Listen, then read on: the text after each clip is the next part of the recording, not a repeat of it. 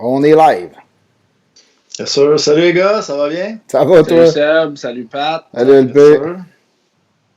Donc, petit podcast, La sauce du hockey, présenté par Until I'm Done.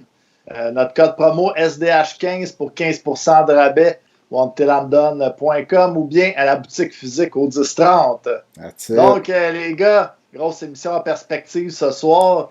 On va y aller avec un petit résumé de la soirée. On va commencer avec quelques nouvelles dans la Ligue nationale. Après ça, on va aller faire notre segment dans les bobettes de Bergevin. Et ensuite, on va y aller vers 8h30 avec notre invité spécial ce soir, Guillaume Latendresse. Yes. Et par la suite, on va aller là, avec les autres séries là, dans la Ligue. Et puis, peut-être un petit has-been pour terminer. Avec. Si on est chanceux, on va un has-been, c'est bon. Good. Fait que les nouvelles dans la Ligue, il y a Jacques Martin là, qui a été confirmé comme assistant entraîneur des Rangers de New York. Vraiment, ça n'a pas niaisé dans son cas. Ben, c'est clair, dans son tas. Ça part. C'est bon. C'est bon. Dans son cas, là, ça n'a pas niaisé. Il s'est fait mettre à la porte des Penguins de Pittsburgh, puis ça n'a pas pris de temps, puis il s'est trouvé un nouveau boulot là, avec les Rangers. C'est bon, c'est un bon coach d'expérience. Donc, c'est un gars super défensif. On l'a vu avec Pittsburgh. Là, quand il est arrivé là-bas, là, il n'y avait pas de défense quand ils ont gagné la coupe. Là, il y a une couple d'années. Il a réussi à faire de quoi avec ça. Écoute, c'est vraiment c'est un solide c'est un bon coach adjoint. Je pense que sa carrière comme entraîneur-chef est pas mal terminée. Ouais. Mais c'est vraiment un bon allié pour un entraîneur à avoir. Surtout, il est pas si vieux, me semble, le coach des Rangers, à mon souvenir. Là, j'ai pas son âge en tête, là, mais c'est pas un gars qui a full expérience. Fait qu'avoir Martin de son bord avec l'équipe jeune qu'ils ont, là, ça va être un super belle prise, ça. Ouais, puis je voulais dire, c'est un peu, c'est comme s'il y a 9 vies. Là. Il est allé. C'est vrai, ça. Il est allé, tu sais, Canadien. Il était goaler avec Chicago, je pense, en son jeune temps. Il a-tu goalé dans la Ligue?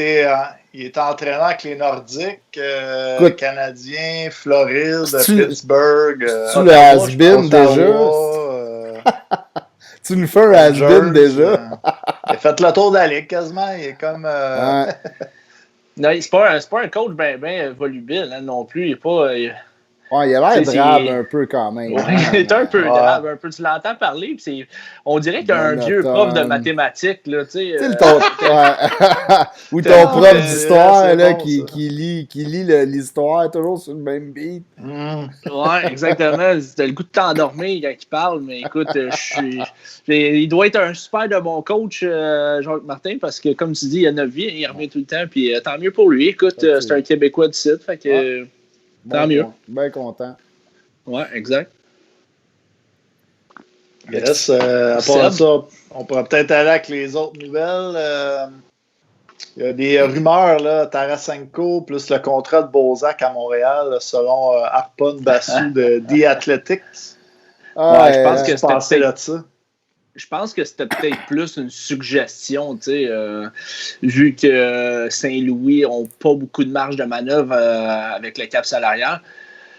Ben, ils ont Pietrangelo à signer, donc, tu sais, c'est comme on prendrait le mauvais contrat de Tyler Bozak, puis pour ça, on prendrait, je pense qu'Arpon Basu, il donnait Max Domi aussi, là, donc, je sais pas, je pense que c'était plus c'était pas une un trade suggestion, un c'est peu ça, comme exactement. Là. Ouais.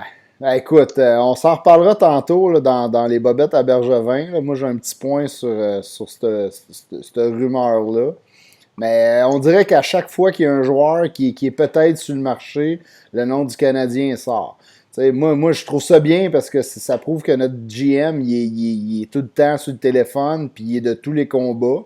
Puis c'est important, tu veux un GM de même comme Bergevin là, qui va toujours être aux premières lignes, puis il va appeler, puis il va se tenir au courant dès qu'il y a un bon joueur là, disponible. C'est ça qu'on veut, tu sais.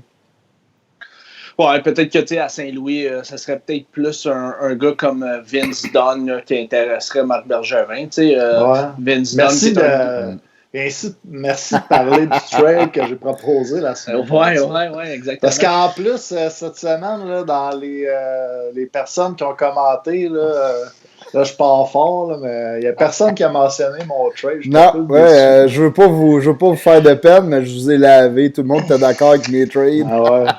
Ouais, tu sais, il y a là avec la grosse bombe, moi, c'est comme. Ouais, c'est ça. C'est moins sexy. Ouais, c'est ça, c'est moins sexy, un peu Vince Dunn, mais ça peut être le gars vraiment que le Saint-Louis pourrait liquider, tu sais, ben. Parce que moins sexy. Écoute, je m'excuse, là, mais moi, on ramasse Vince Dunn demain matin, je suis fou comme de la merde, là. Ah ouais. T'sais, il est peut-être un peu, c'est pas un gros nom, là, comme Taylor Hall, là, mais écoute, il serait pas mal plus utile aux Canadiens que Hall, je pense. Ouais, c'est ça. Il est re-signé, Vince Dunn est re-signé un joueur libre, un agent libre avec restriction. Ouais. Donc, c'est sûr qu'il va aller chercher quand même un 4 millions par saison. Donc, on sait que Saint-Louis sont à côté sur le cap aussi. Il faut qu'ils fassent des moves, là. Ouais. Avec Pietrangelo à signer. Il est UFA, mais sinon, il y a quand même des joueurs qui sont. Il y a d'autres joueurs que je pense qui sont RFA dans leur équipe. Peut-être pas des grosses pointures, mais on pourrait peut-être même bouger un gars comme David Perron, un allié droit. Ouais, mais il y a des bonnes saisons pour eux autres. Il leur coûte pas la peau des fesses non plus. Écoute, moi je pense qu'ils vont être obligés de bouger. Écoute, Tarasenko, ça serait peut-être un peu un reach, là. C'est quand même leur core. Là. Mais un Vince Dunn, sacrifier un jeune, si t'es capable de ramener ton leader qui est Pietrangelo puis qui est comme ton gros morceau à défense, là, même si t'as quand même des bons. T'as quand même une bonne défense, mais c'est quand même. C'est leur Shea Weber, c'est le gros joueur de défense là-bas. Si lui part, quand même. Ça laisse un méchant trou, là. Ah ouais, c'est clair, je suis d'accord avec toi. Puis Tarasenko, c'est un gars qui a fait régulièrement 30 buts. Ça serait quand même une grosse addition, par exemple. Mais là, on ne sait pas, là, avec sa blessure, j'ai entendu que peut-être si la saison serait retardée en décembre ou janvier, il serait correct pour jouer, mais je pense qu'avant ça, il serait encore en réhabilitation. Ouais, je pense que c'est un 5 mois. Il avait parlé de 5 mois, je pense. C'est quand même une grosse opération. Là, pour t'en remettre dans 5 mois, avec la médecine d'aujourd'hui, là, ça fait peur un peu. Là. On a Seb Plante qui nous aide un peu. Delarose puis Dunn qui sont restricted free agent. Brouwer, Pietrangelo, c'est bon, je vais me prendre une gorgée moi aussi. Puis Bouwmeester, mais Bouwmeester, écoute, d'après moi, ça sent la retraite. Là. Brouwer aussi, là, il n'est plus là. Mais Pietrangelo, par contre, là, il va aller chercher un 8-9 millions facile par saison. Ah ouais, c'est 9. Vince Dunn, tu sais, Delarose, Delarose, on s'entend. C'est un bon petit joueur de 3-4e ligne. Ça va être un contrat d'à peu près 1 million par saison, 1,5 million. Non, plus que ça. Là. Delarose, il va aller chercher un 2 millions, 2,5 millions, non? Il va l'avoir ailleurs. T'es généreux. T'es le Mathias Brunet du podcast. C'est vrai, il l'aime. Mathias Brunet, il tripait bien sur Jacob Delarose. Comme tous les coachs, il tripait un joueur très bon sans la rondelle. Malheureusement, la rondelle, ça se on en avait plein à Montréal. Il y avait des flashs, des fois, par exemple. Jacob Delarose, ça n'arrivait pas souvent, mais il pétait, il est arrivé à la bleue, une feinte, un slap, puis tabarouette. Là, après, tu ne voyais plus pendant 40 games. Mais au moins, il jouait défensif 39 games. La 40e, il se donnait.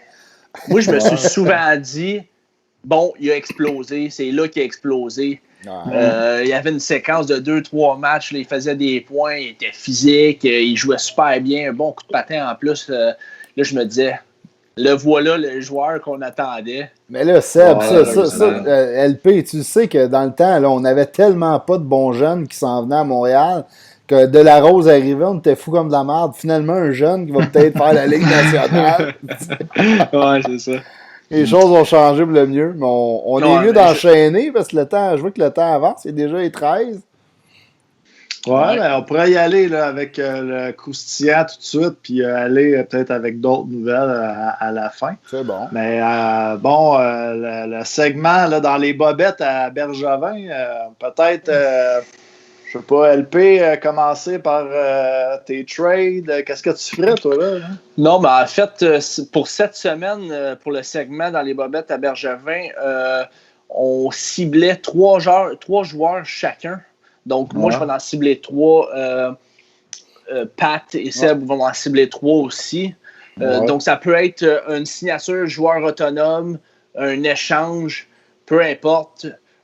Donc, je vais commencer, je vais me lancer en premier. Moi, je vais être plate un peu, par exemple. Vous allez me trouver plate. T'es tout le temps plate, là. Je suis tout le temps plate, mais je suis. À part quand tu parles de Domi. Ouais. Moi, c'est 3 signatures. Ben, là, je dis pas qu'il va signer, il va signer 3, là, mais je dirais que ça serait peut-être 3 gars que Marc Bergevin pourrait cibler sur le marché des joueurs autonomes sans compensation. Donc, le premier, un joueur qui est rendu à Vancouver, un ancien de Los Angeles. Yes. Un ailier droit de 28 ans, Tyler Toffoli. Joueur autonome sans compensation. C'est un marqueur d'à peu près 25 buts par saison. C'est un gros gâté dernièrement, par exemple. Comment? Ça s'est gâté un peu pour lui là, dans les dernières années. Ah, ben écoute, cette année, si je me trompe quand il est arrivé à Vancouver, c'est 10 points en 10 matchs à Vancouver à la fin de l'année. Ouais, c'est 24 buts, 20 passes, Tyler Toffoli, cette année. On sait, c'est une saison un peu écourtée, 68 matchs qu'il a joué. 6 pieds, 200 livres, c'est un ailier droit. C'est bon. Donc, je pense que ça pourrait être une cible intéressante. Tu offres quoi comme contrat? J'y offre quoi? Écoute, moi, je pense qu'il va aller chercher au moins 5,5 millions par saison. Là. Puis je pense que ça pourrait tourner aux alentours de 4 et 5 ans là, comme longueur de contrat. Donc, c'est un peu ce que j'y offre. Je pense qu'il aurait sa place sur les 2 premiers trios du Canadien. On le sait, on n'est pas gros avec le Canadien de Montréal, les alliés. Donc, écoute, j'haïs pas ça, moi. Mais écoute, à 5,5, je pense que j'irai voir ailleurs. Moi. Ah ouais? Je trouve ça un peu cher pour un gars comme Seb dit, qui a eu des hauts et des bas dernièrement. C'est quand même... Mais il y a eu beaucoup de rumeurs au cours des dernières années qui amenaient Tyler Toffoli à Montréal. C'est sûr que toutes les rumeurs remportent tout le monde à Montréal, là, mais quand même, Tyler Toffoli, il avait l'air d'être bien aimé par Marc Bergevin. Donc, je te dirais que je pense qu'il va travailler fort cet été pour le signer. Ça ne veut pas dire qu'il va vouloir signer ici. Là. On sait que ça se bat pas au bas de la porte là, pour venir jouer à Montréal. Là, mais... Maudit impôt. C'est à cause de Trudeau. C'est soit les impôts, soit les impôts ou les journalistes. C'est un des deux, mais on a des bonnes excuses à Montréal. C'est bon. Fait que donne-nous donc ton autre choix pour le fun. Deuxième choix, deuxième gardien. C'est bon. Thomas Greisch. Il joue pas beaucoup. Islanders, c'est sûr qu'ils ont pris Varlamov. Il a joué hier, Thomas Greisch. Par contre, je pense pas que les Islanders vont la signer. Ils ont Ilya Sorokin qui va être là l'année prochaine. Fait qu'il va avoir un duo Ilya Sorokin, Varlamov, les 2 Russes. Effectivement. Donc, Thomas Greiff, c'est sûr qu'il va être libre comme l'air. Est-ce qu'il va être capable de se trouver un poste de premier gardien dans la Ligue nationale? Je pense que son temps de premier gardien est fini. J'en doute vraiment beaucoup. Donc, je pense que ça pourrait être une belle prise pour Marc Bergevin comme deuxième gardien. On sait qu'on a eu que Marc Bergevin a eu bien de la difficulté au cours des dernières années pour aller chercher un deuxième gardien. On parle de Niemi, on parle de Kincaid. Mais c'est parce que Bergevin, là, il va tout le temps piger dans la bine à liquidation. Là, des Niemi, c'est toujours des deals. Là. Il cherche la meilleure qualité-prix. Là, à un moment donné, c'est ça. Là, lâche les étiquettes rouges. Prends peut-être pas le nouveau stock, là, mais prends le stock usagé, pas trop magané. Là. Ouais, c'est ça. Ah, c'est bon. Puis donc, combien tu offres pour qu'ils viennent à Montréal? Ça va tourner autour du même contrat qu'il y a eu. Là. Je pense qu'il gagne à peu près 3 millions par saison. Donc, peut-être si on est capable d'écourter un peu son contrat, pas y donner trop longtemps. Peut-être un 2 ans à 3,5, je pense. Écoute, peut-être qu'il peut avoir mieux ailleurs, là, probablement. Mais écoute, c'est ce que je lui ai offert. Là. Écoute, j'avais pas ton choix. Moi, j'embarque là, à ce prix-là. Moi aussi, Grace, c'est bon. Good. Mon troisième choix, vous allez être un petit peu surpris, je pense. C'est pas un gars qui est bien connu ici dans l'Est, parce que c'est un gars qui joue dans l'Ouest. Il a 30 ans quand même, mais c'est Craig Smith à Nashville. Okay. C'est un gars 6 pieds 1, quasiment 210 livres. C'est un gars qui est capable de marquer 20 buts aussi par saison. Présence en avant du filet, gros bonhomme, ailier droit encore une fois. C'est plus un gars troisième ligne, par exemple, ça, non? Je pense qu'il peut dépanner vraiment sur les deux premiers. 3-2. Ouais, exactement, 3-2. On en a déjà quand même pas mal des gars de même. Moi aussi, je trouve genre, 3-2, là, tu sais, comme Dano. Tu sais, t'as KK qui était à 3, hop, là, il est rendu à 2. Là, mais écoute... Ben, tu y vas avec du monde accessible. Je veux pas vous casser le party un peu, mais il n'y aura pas de vedette vraiment qui va venir à Montréal, à moins d'une surprise. Hey, comment Chuck va revenir? Écoute, on s'attend toujours à une vedette à Montréal. À toutes les années, on attend la vedette. Je pense pas que ça va venir encore cette année. Donc, ça va venir. Il faut que les buts viennent de tout le monde. Oh ouais. Donc, aller chercher un gars de 20-25 buts, ben, c'est déjà bon. Puis, combien tu y donnes? Combien tu signes? C'est un gars à peu près à 4,5 par saison. 4,5 pour Greg Smith? Écoute, c'est un gars qui... Si, bah, c'est sûr qu'il signe. Ben, écoute, il fait du travail très honnête là, à Nashville là, depuis ses débuts, là, Craig Smith. Là, donc, c'est pas un mauvais joueur. Dans un système. En playoff, il est tout le temps là. Donc, écoute... T'es pas là cette année, mais l'équipe au complet t'es pas là cette année. Ouais, c'est ça. Écoute, c'est un gars qui a quand même fait, on check ça, 51 points, vu là, 3 saisons. 26 buts, je pense. Des gars à 40-50 points à Montréal, il en manque pas. Là. Non, c'est sûr, mais comme je te dis, il n'y en a pas de star encore à Montréal. Puis je pense que ça va venir avec le repêchage. On les a peut-être repêchés, peut-être pas. Cofield, peut-être. Là, on a Suzuki, on a Kotkaniemi. Je pense que ça va venir d'eux autres. Je pense pas que tu vas aller chercher sur le marché des joueurs autonomes une vedette. À chaque année, on s'essaye. L'année passée, c'était Duchesne. À chaque année, on pense qu'on a une shot. On fait monter le marché. C'est bon pour les autres. C'est bon pour les joueurs, mais donc, c'est pas bon pour nous autres. C'est quand même contradictoire que, genre, tes 3 échanges, tes 3 moves, c'est 3 signatures, par exemple. Non, mais écoute, c'est pas 3 moves, là. Tu sais, c'est pas... je signerai pas les 3. Peut-être un des 3. C'est ça, exactement. Tu sais, c'est plus 3 possibilités de moves. Pat Lalonde est d'accord avec ton Toffoli à 5 millions. Il dit que ça a de la classe. Bon, c'est des affaires qui ont de l'allure et qui se tiennent. C'est peut-être plus réaliste. T'es plus réaliste. Ah oui, mais vas-y donc. J'ai hâte de vous entendre, les gars. Vas-y, mon Seb, t'es parti. La grosse gomme, là, puis... Ben, vas-y, Pat. tu veux gérer en premier parce que... Ouais. OK. Tu veux épater à la galerie, là, tu l'as pas pris que personne ne commande pour tes choix la semaine passée. Ouais, c'est ça. Je veux être aimé, je vais dire des trades qui n'ont pas d'allure. C'est bon. Pour faire réagir.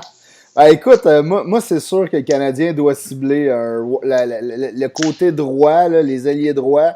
On a un gros trou là. Puis, écoute, la défensive, là, le côté gauche, pour moi, c'est important. Deuxième gardien, d'après moi, c'est sûr qu'il va aller signer quelqu'un pour 1 an ou 2, le temps que notre primo soit prête à jouer dans la Ligue nationale. Moi, je commence avec un free agent à l'aile droite. Moi, je vais signer Dadonov. Écoute, j'ai Maxime Bouillon qui me disait que Dadonov, il nous a commenté ça au début de au début du segment. Je suis d'accord avec lui. Écoute, moi, je suis prêt à lui donner 6,5 pour 3 ans d'Adonov, un gars de 31 ans. Mais tu sais, c'est un gars qui a fait des 65-70 points par année. Là. Ce gars-là viendrait combler un problème chez le Canadien à l'aile droite. En plus, écoute, quand il est venu, Dadonov a toujours été dans les rumeurs à Montréal, là, quand il a signé de la KHL. Écoute, Montréal, là, il a toujours hésité à venir ici. Là, si la Floride ne l'a vu plus, lâche le soleil, mon chum, puis viens-t'en dans la neige.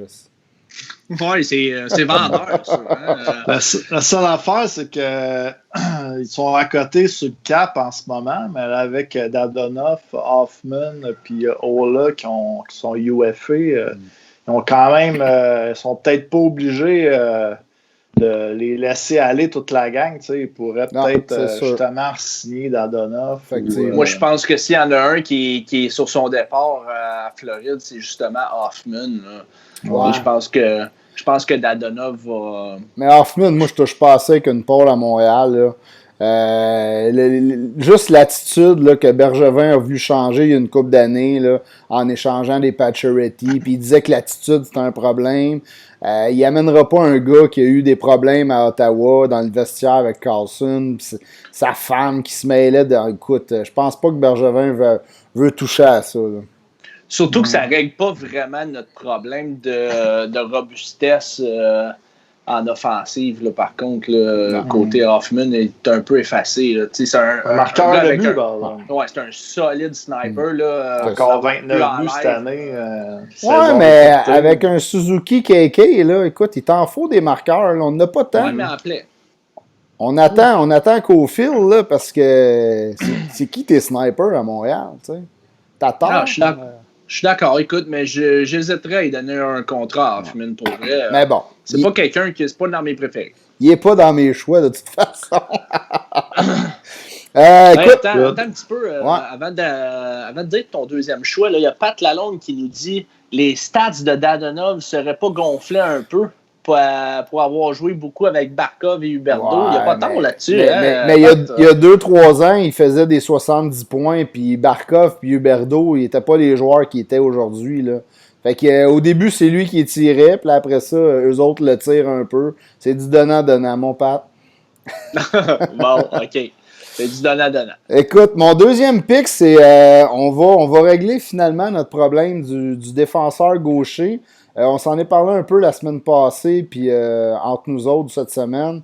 Ekman Larsson à Arizona, qui est quand même dans les rumeurs. Je comprends pas pourquoi, mais les Coyotes sont tellement tout croche que ça se peut qu'ils le laissent aller, tu sais. Fait que amène-moi ça à Montréal. Il y a un contrat de 8,2 LP, quand on s'en parlait, tu ne tripais pas sur son gros contrat. Moi, j'adore ce contrat-là pour la qualité du défenseur que tu as, c'est vraiment pas cher. Les superstars, ils font 9-10 millions, c'est ce qu'ils devraient gagner. Tu sauves quasiment 2 millions sur le salaire qu'ils devraient avoir. C'est pour ça. On a eu des discussions assez dans notre conversation Messenger, mais écoute, je le vois pas comme un superstar non plus, Ekman Larsson. Je le vois pas comme vous autres, vous le voyez, Ekman Larsson, comme un top 10 dans la ligue. Ouais, c'est ça. J'ai de la misère, j'ai beaucoup de la misère à le mettre dans même mon pas top 10. Ouais, j'ai beaucoup de la misère. Pour vrai, j'ai beaucoup de la misère. Il est top 10, c'est clair. Gars, c'est 45 points à peu près par saison. Très bon défensivement, mais écoute, même là, c'est... Tu sais, les bons défenseurs, là, les gars qui gagnent 8, 9, 10 millions par saison, c'est des gars qui jouent 28 minutes par match. Ekman Larsson, c'est en play-off, là, écoute, c'est 23 minutes, 22 minutes. C'est Arizona! Ils savent même pas quoi faire avec leurs joueurs. C'est Arizona. C'est une équipe de broche à foin. C'est comme n'importe quoi. Tu sais, à Ottawa, Chabot, là, ça joue 30 minutes par match, tu sais. Je sais pas. Écoute, je pense qu'on le voit un petit peu plus haut que... Je pense qu'il est un petit peu surévalué. Mais écoute, ça, c'est mon opinion à moi. Hein. Moi, je vais payer, écoute, Peeling, Trouble, un premier puis un 2 pour Ekman Larsson. Ben là, tu vois, Seb, il va monter dans les rideaux, il va dire que c'est impossible de faire cet échange. Un 1, Trouble, puis quoi? Peeling puis un 2. Peeling, les boys, Peeling, un 2, Trouble. Un premier. Ouais, oublie pas le premier. C'est pas gros. Là. D'après moi, ils vont vouloir avoir un joueur oui, mais pas pour le d'impact qui arrive tout de suite. Pas là, pour genre le un chipper Domi. Ben non, s'il vient de là. Non, je sais bien. C'est vrai qu'il vient de là, tu y archipes à Arizona. Reprends ton problème. Refais tes valises, mon chum. Refais tes valises, tu retournes en Arizona. Ben, non, écoute, mais peut-être un Brendan Gallagher, par exemple. Ben non, échange pas un Gallagher à Montréal, c'est le cœur qui l'âme de ton comme gars. comme Seb, il dit, si tu veux recevoir, il faut que tu donnes. Je suis 100% d'accord avec vous autres. Là, mais... Tu étais d'accord avec moi aussi. Oui, je sais. Mais dans les échanges qu'on a eus cette semaine, c'est que, tu sais, toi, Seb, ton point, c'était qu'il fallait absolument que tu mettes KK ou Suzuki. Tu peux pas toucher à KK ou Suzuki. Un espoir de premier plan, là. Puis je pense pas que Payling, c'est un espoir de premier plan dans les top 6. Ça fait 2 ans qu'il était MVP. KK ou Caulfield. On n'a pas d'autres gros espoirs. Là, je veux dire, ben écoute, Romanov t'a pris. Romanov, oui, mais on a peut-être plus besoin que, je sais pas, que Caulfield, là, d'après moi. Ouais, mais on marque pas beaucoup de buts, hein, Seb, donc il est déjà 8h30, les boys, on va enchaîner. Je vais finir avec mon dernier, Tarasenko, on en a parlé tantôt. Écoute, moi, je suis d'accord avec à prendre le contrat de Bozak. Moi, je fais un blockbuster move. Je prends Tarasenko, je prends le contrat de Bozak, qui est pathétique, là, c'est 5 millions pour, je pense qu'il reste 1 année. Puis je prends Vince Dunn. Puis je te donne Domi, Peeling, Fleury, un premier puis un 2. Ouais, tu donnes pas mal, mais écoute... je donne pas mal, mais je ramasse ton contrat aussi, là. Ouais, c'est vrai. Ouais. Bon, je vous ai laissé ça, parce que ça, c'est un blockbuster. Il faudrait qu'on check ça. Ça, c'est vraiment un échange à NHL 2020, mon père. C'est clair. Écoute, on peut rêver. Je suis allé à Tarasenko, mais là, tout le monde met Peeling dans ses échanges. Pauvre gars, il n'y a rien à faire. Il ne vaut pas grand-chose non plus. C'est ça. Si on le met tout dans nos échanges, il ne vaut pas grand-chose. Vous êtes sérieux? Non, je ne suis pas sûr. Moi, je pense que sa valeur est encore là, Peeling. Moi aussi. Je pense qu'il y a quand même une certaine valeur. Écoute, puis je serais pas prête à l'envoyer tout de suite encore. Moi, j'ai encore bien espoir en Ryan Peeling.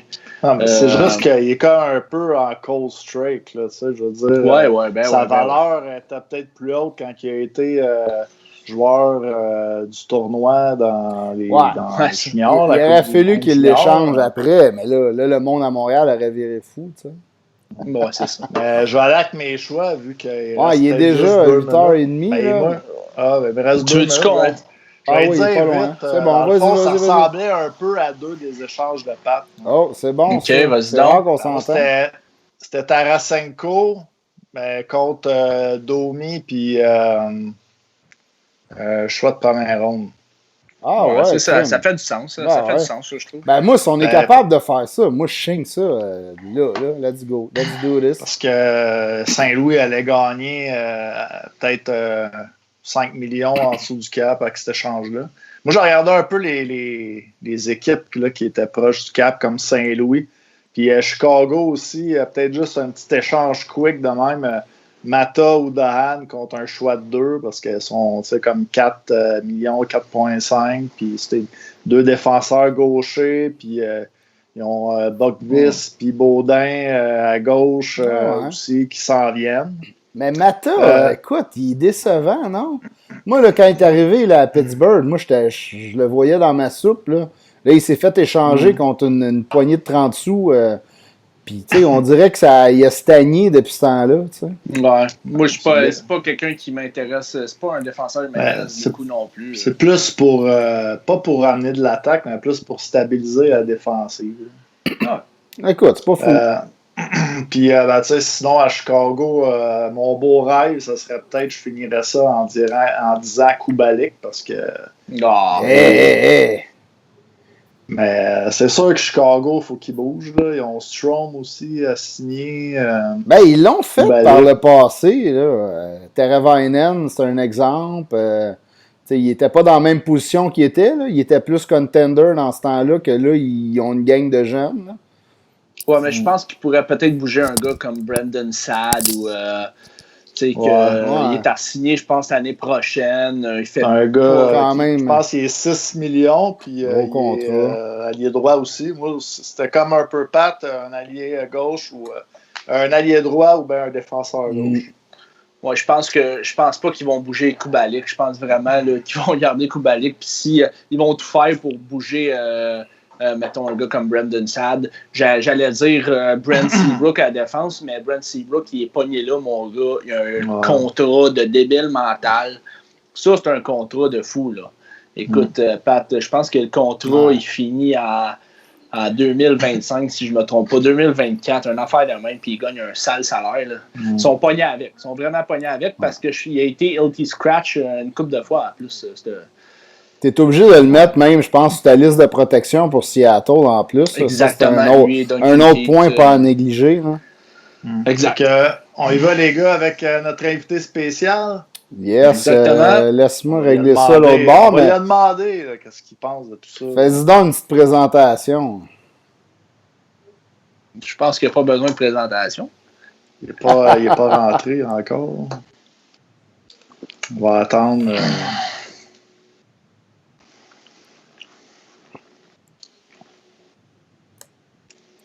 Ouais, j'ai hâte de parler de Seattle. Oh! On l'a en ligne, c'est moi. Salut! Salut! Je suis là? Yes, t'es là.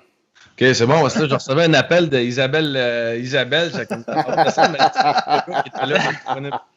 C'est notre technicienne. Vous avez le droit, les gars, de dire à Seb, Tarasenko contre Domi Pimper. Non, Chris, il est fou, lui, quoi? Parce que t'écoutais, toi! À tous les fois, tu vas répondre, ils vont dire, il est malade, lui. Parce que t'écoutais, toi! J'ai fait un autre podcast avant, puis genre, on va me connecter de voir avec quoi qu'il parle, tu sais, là, je pogne ça. Une chance, je bois pas une bière à soir, c'était de l'eau, puis il l'a excusez, j'ai pas lu. Bon. Mais Guillaume, avant de parler de tous tes projets, parce que tu es pas mal occupé ces temps-ci avec la poche bleue, tout ça, beaucoup d'affaires qui s'en viennent. On était dans notre petit segment, justement, comme tu as pu voir, dans les bobettes de Bergevin. Je voulais savoir si tu avais des moves que tu ferais ou qu'est-ce que tu pensais là, du Canadien, les forces, les faiblesses, qu'est-ce que tu améliorerais, toi, après m'avoir dit Tarasenko contre Domi puis un je suis dans le champ. Là. Non, mais pour vrai, ça dépend quelle année ton 1, je pense. Pendant 5 ans, quoi. Non, mais pour vrai, tu sais, moi, je pense qu'on est rendu à croiser des chemins avec Max Domi. Là. Je pense que le premier move que je ferais, c'est ça. Il a beau avoir fait 72 points, tu peux pas avoir un gars de même dans le vestiaire, dans le sens, puis c'est plate de dire ça d'un gars talentueux de même, là, mais je pense pas que c'est un gars qui a l'esprit d'équipe ou qui a l'équipe first. Fait que ça, dans ce temps-là, c'est bien dur c'est sa baboune puis sa façon de gérer. Puis je pense que ça, c'est le premier dossier chaud. Puis le deuxième, c'est plate. C'est plate en tabarouette pour Philippe Danault parce que si le COVID durait un peu plus longtemps, puis plus gros, puis plus fort, il signait comme premier joueur de centre. Puis là, il se retrouve dans les playoffs, tabarouette, 4 ans à être premier centre. Puis là, il va se retrouver comme troisième centre étiqueté par tout le monde. C'est un méchant bad timing. Fait que moi, ça serait... les deux moves, ça serait ça. Trader Domi. Danault, après ça, il faut que tu trouves une façon. Puis, qu'est-ce que tu penses de ces commentaires, Philippe Danault? Moi, ce que j'ai envie de dire, c'est fucking right. Honnêtement. On a toujours la gueule de bois, puis les gars qui font attention à ce qu'ils disent, puis qui sont pas satisfaits de son utilisation, y a-tu le droit de le dire? Ça fait 4 ans qu'il donne tout pour le Canadien. Ça fait 4 ans que c'est le gars qui est toujours au front. Il y a une mauvaise game, il le dit. Mais crime, pourquoi nous autres, de notre côté, quand il nous dit puis qu'il s'ouvre sur son utilisation? Puis est-ce que je suis d'accord que c'est un premier centre? Je pense pas que c'en est un. T'sais, mais au final, est-ce qu'il a prouvé qu'il a réussi à faire la job pareil? Au final, c'est le Canadien qui l'a mis sur la glace et qui a donné l'opportunité d'être un joueur de premier trio pendant 3-4 ans. Au final, est-ce que lui, il mérite de le dire que c'en est peut-être un dans sa tête? Mazan.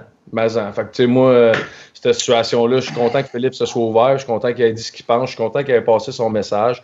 Parce que trop souvent, on se laisse des joueurs les joueurs québécois, on aime tellement ça ici qu'on dit pas ce qu'on pense pour rester puis pas créer de vagues. Ouais. Mais au contraire, il a dit son opinion, puis moi, honnêtement, je suis 100% derrière ce qu'il a dit, là. Mais si tu serais Marc Bergevin, c'est quoi tu lui dirais à Philippe Danault? Qu'est-ce que tu essaierais de faire? Est-ce que tu essaierais de l'échanger ou tu essaierais de t'asseoir avec et de dire, écoute, nous, on essaye de mettre 3 bons trios, que ce soit offensif, défensif, là? Ouais, mais tu sais, je pense que je ferais comprendre. On s'entend que moi, je suis dans les souliers à Danault, je signe pas en dessous de ce que Pajot a signé. OK.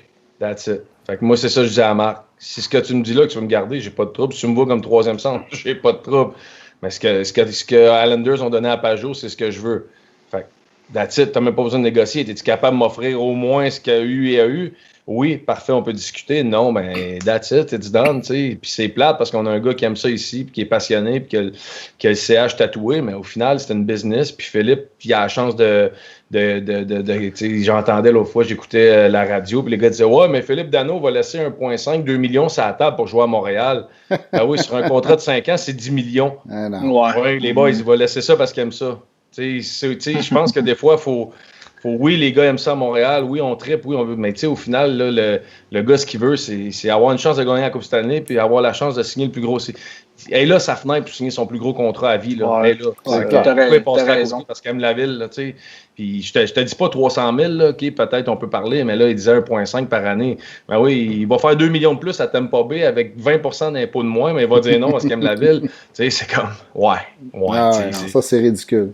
Ouais, exact. Fait que, non, tu sais, là-dessus, je trouve ça plate qu'on perde un gars comme lui, mais moi, je serais, tu sais, je regarde l'éclosion d'un Suzuki, je regarde Kotkaniemi, ce qu'ils ont fait.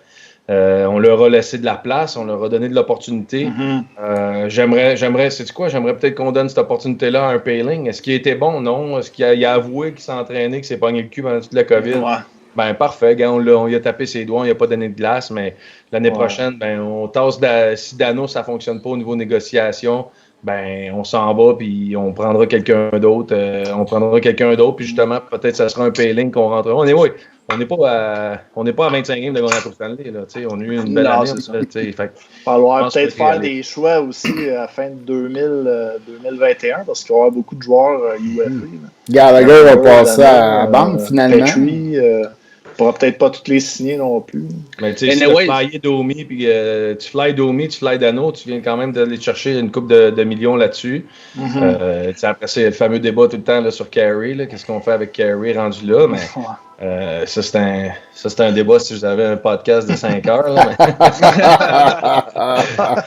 mais tu sais, je pense qu'on est là. Le problème qu'on a, c'est nos vétérans ont bien joué, puis nos jeunes ont bien joué, mais le milieu, on manque un peu de profondeur au niveau du milieu, au niveau du corps. Mais moi, c'était, tu sais, j'ai l'air super négatif, mais c'était hyper positif là, ce qu'on a vu. Là, c'était vraiment trippant ce qu'on fait. Puis l'éthique de travail, puis toute l'énergie qu'ils ont amené. Fait que non, c'est un super beau parcours qu'ils vont faire. C'est vrai qu'il l'eût cru aussi, tu sais. Ouais, Mazan. Tu sais, pour Danault aussi, là, je pense que pour l'année prochaine, il peut encore être un deuxième centre, même un premier centre là, pour le Canadien Montréal. L'échantillon est quand même petit là, pour Kotkaniemi. Puis Suzuki, il a joué du gros hockey cette année, on ne se le cachera pas. Là. Mais Kotkaniemi, quand même, l'échantillon est petit. C'est juste les séries, là, comme quoi... Fait que, tu sais, Danault, il a encore bien du temps avant de... Mais c'est ce que Pat Lalonde nous dit sur ses commentaires. Là. KK a eu des bons playoffs, mais de déloger Danault du top 6 l'an prochain, c'est peut-être un reach. Là. Ouais, c'est peut-être un peu rapide. Il a raison. Ça dépend ce que tu recherches. Moi, je pense que c'est vraiment ça. Tu sais, qu'est-ce que tu veux? Au final, les 10 prochaines années, ça va être qui tes deux top guys? Ça va être Suzuki, ça va être KK. Tu sais, fait est-ce qu'on est vraiment dans le spot à dire, ben, on va mettre KK? Moi, je pense qu'on est rendu là. Tu sais, Philippe, c'est plate. S'il veut être un troisième centre, à un bon salaire de troisième centre dans la ligue, parce que je pense que c'est un... Tu sais, puis si tu veux gagner la Coupe Stanley à Montréal, là, ben c'est Philippe Danault, ça te prend dans la troisième chaise de centre. C'est ça la vraie patente. Pajot, il est 5 millions avec les 5 millions? Bon. Je pense que Danault pourrait avoir ça. 5 millions, c'est un aubaine pour Danault dans mon livre à moi. Ouais, mais avec les playoffs, il a perdu sa valeur à baisser, c'est ce qui est plate. Tu donnerais-tu 7 à Philippe? 7, non, peut-être pas 7, mais 5,5, 6. Je donnerais peut-être 5.5, mais pour plus longtemps, peut-être. C'est un des 10 meilleurs attaquants défensifs de la Ligue aussi, puis il fait quand même ses points à tous les années. C'est un gars de 50-55 points. Il est peut-être capable de se rendre à 60. C'est quand crime, ça vaut de l'or pour moi. Là. C'est très, très bon. C'est très, très bon, mais c'est ça le problème, c'est que tu as un gars comme Suzuki puis Keke qui vont pouvoir le faire avec des joueurs de talent. On l'a vu, là. Tu n'as pas vu personne dans les 3 dernières années qui a réveillé Drouin comme Suzuki l'a fait. Là, dans les playoffs, là, Jonathan, il y a bien du monde qui l'ont critiqué. Il finit ton meilleur pointeur pareil de l'équipe. Là. Je l'écrivais sur YouTube, sur Twitter l'autre fois. Jonathan, c'est un gars de 60 points. À partir du moment que tu t'attends à ça, tu ne seras pas déçu. Il va te le faire il va avec constance puis il va te donner ce qu'il a donné. Guillaume, on voudrait peut-être parler un petit peu de toi là, avec tous les gros projets là, qui s'en viennent. Puis celui que tu as parti ce printemps-ci, la poche bleue. On reçoit la poche bleue. Moi, j'ai ma poche de velours. Je pensais que ta coiffeuse arrivait avec son clipper. Je suis dû. Ça, la poche bleue, ça l'a été gros là, avec les invités. On t'a vu aussi dans les médias là, traditionnels là, que tu as eu ta place. On a repris des reportages que vous avez fait, des entrevues, là, puis ça a bien été. Là. Ouais, honnêtement, on est chanceux. Là, ça a eu l'impact qu'on. Tu te fais un plan de match, là, tu as une vision d'un plan, puis tu te dis, on s'en va vers ça. On veut vraiment. Essayer d'être out of the box un peu, puis essayer d'enlever la cassette, puis montrer les gars la beauté de...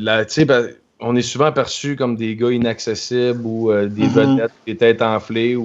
Puis quand on réalise, puis on prend le temps de discuter avec les boys, puis qui sont dans une situation où ils sont confortables, qui sait qu'il n'y aura pas de piège, bien, on a vu des entrevues qu'on a réussi à faire avec la complicité qu'on a avec ces gars-là. Fait que ça, c'est une chance qu'on a. Je pense que peut-être d'autres n'ont pas par rapport à la confiance. Puis c'est quoi le message qu'on veut véhiculer avec ce podcast-là.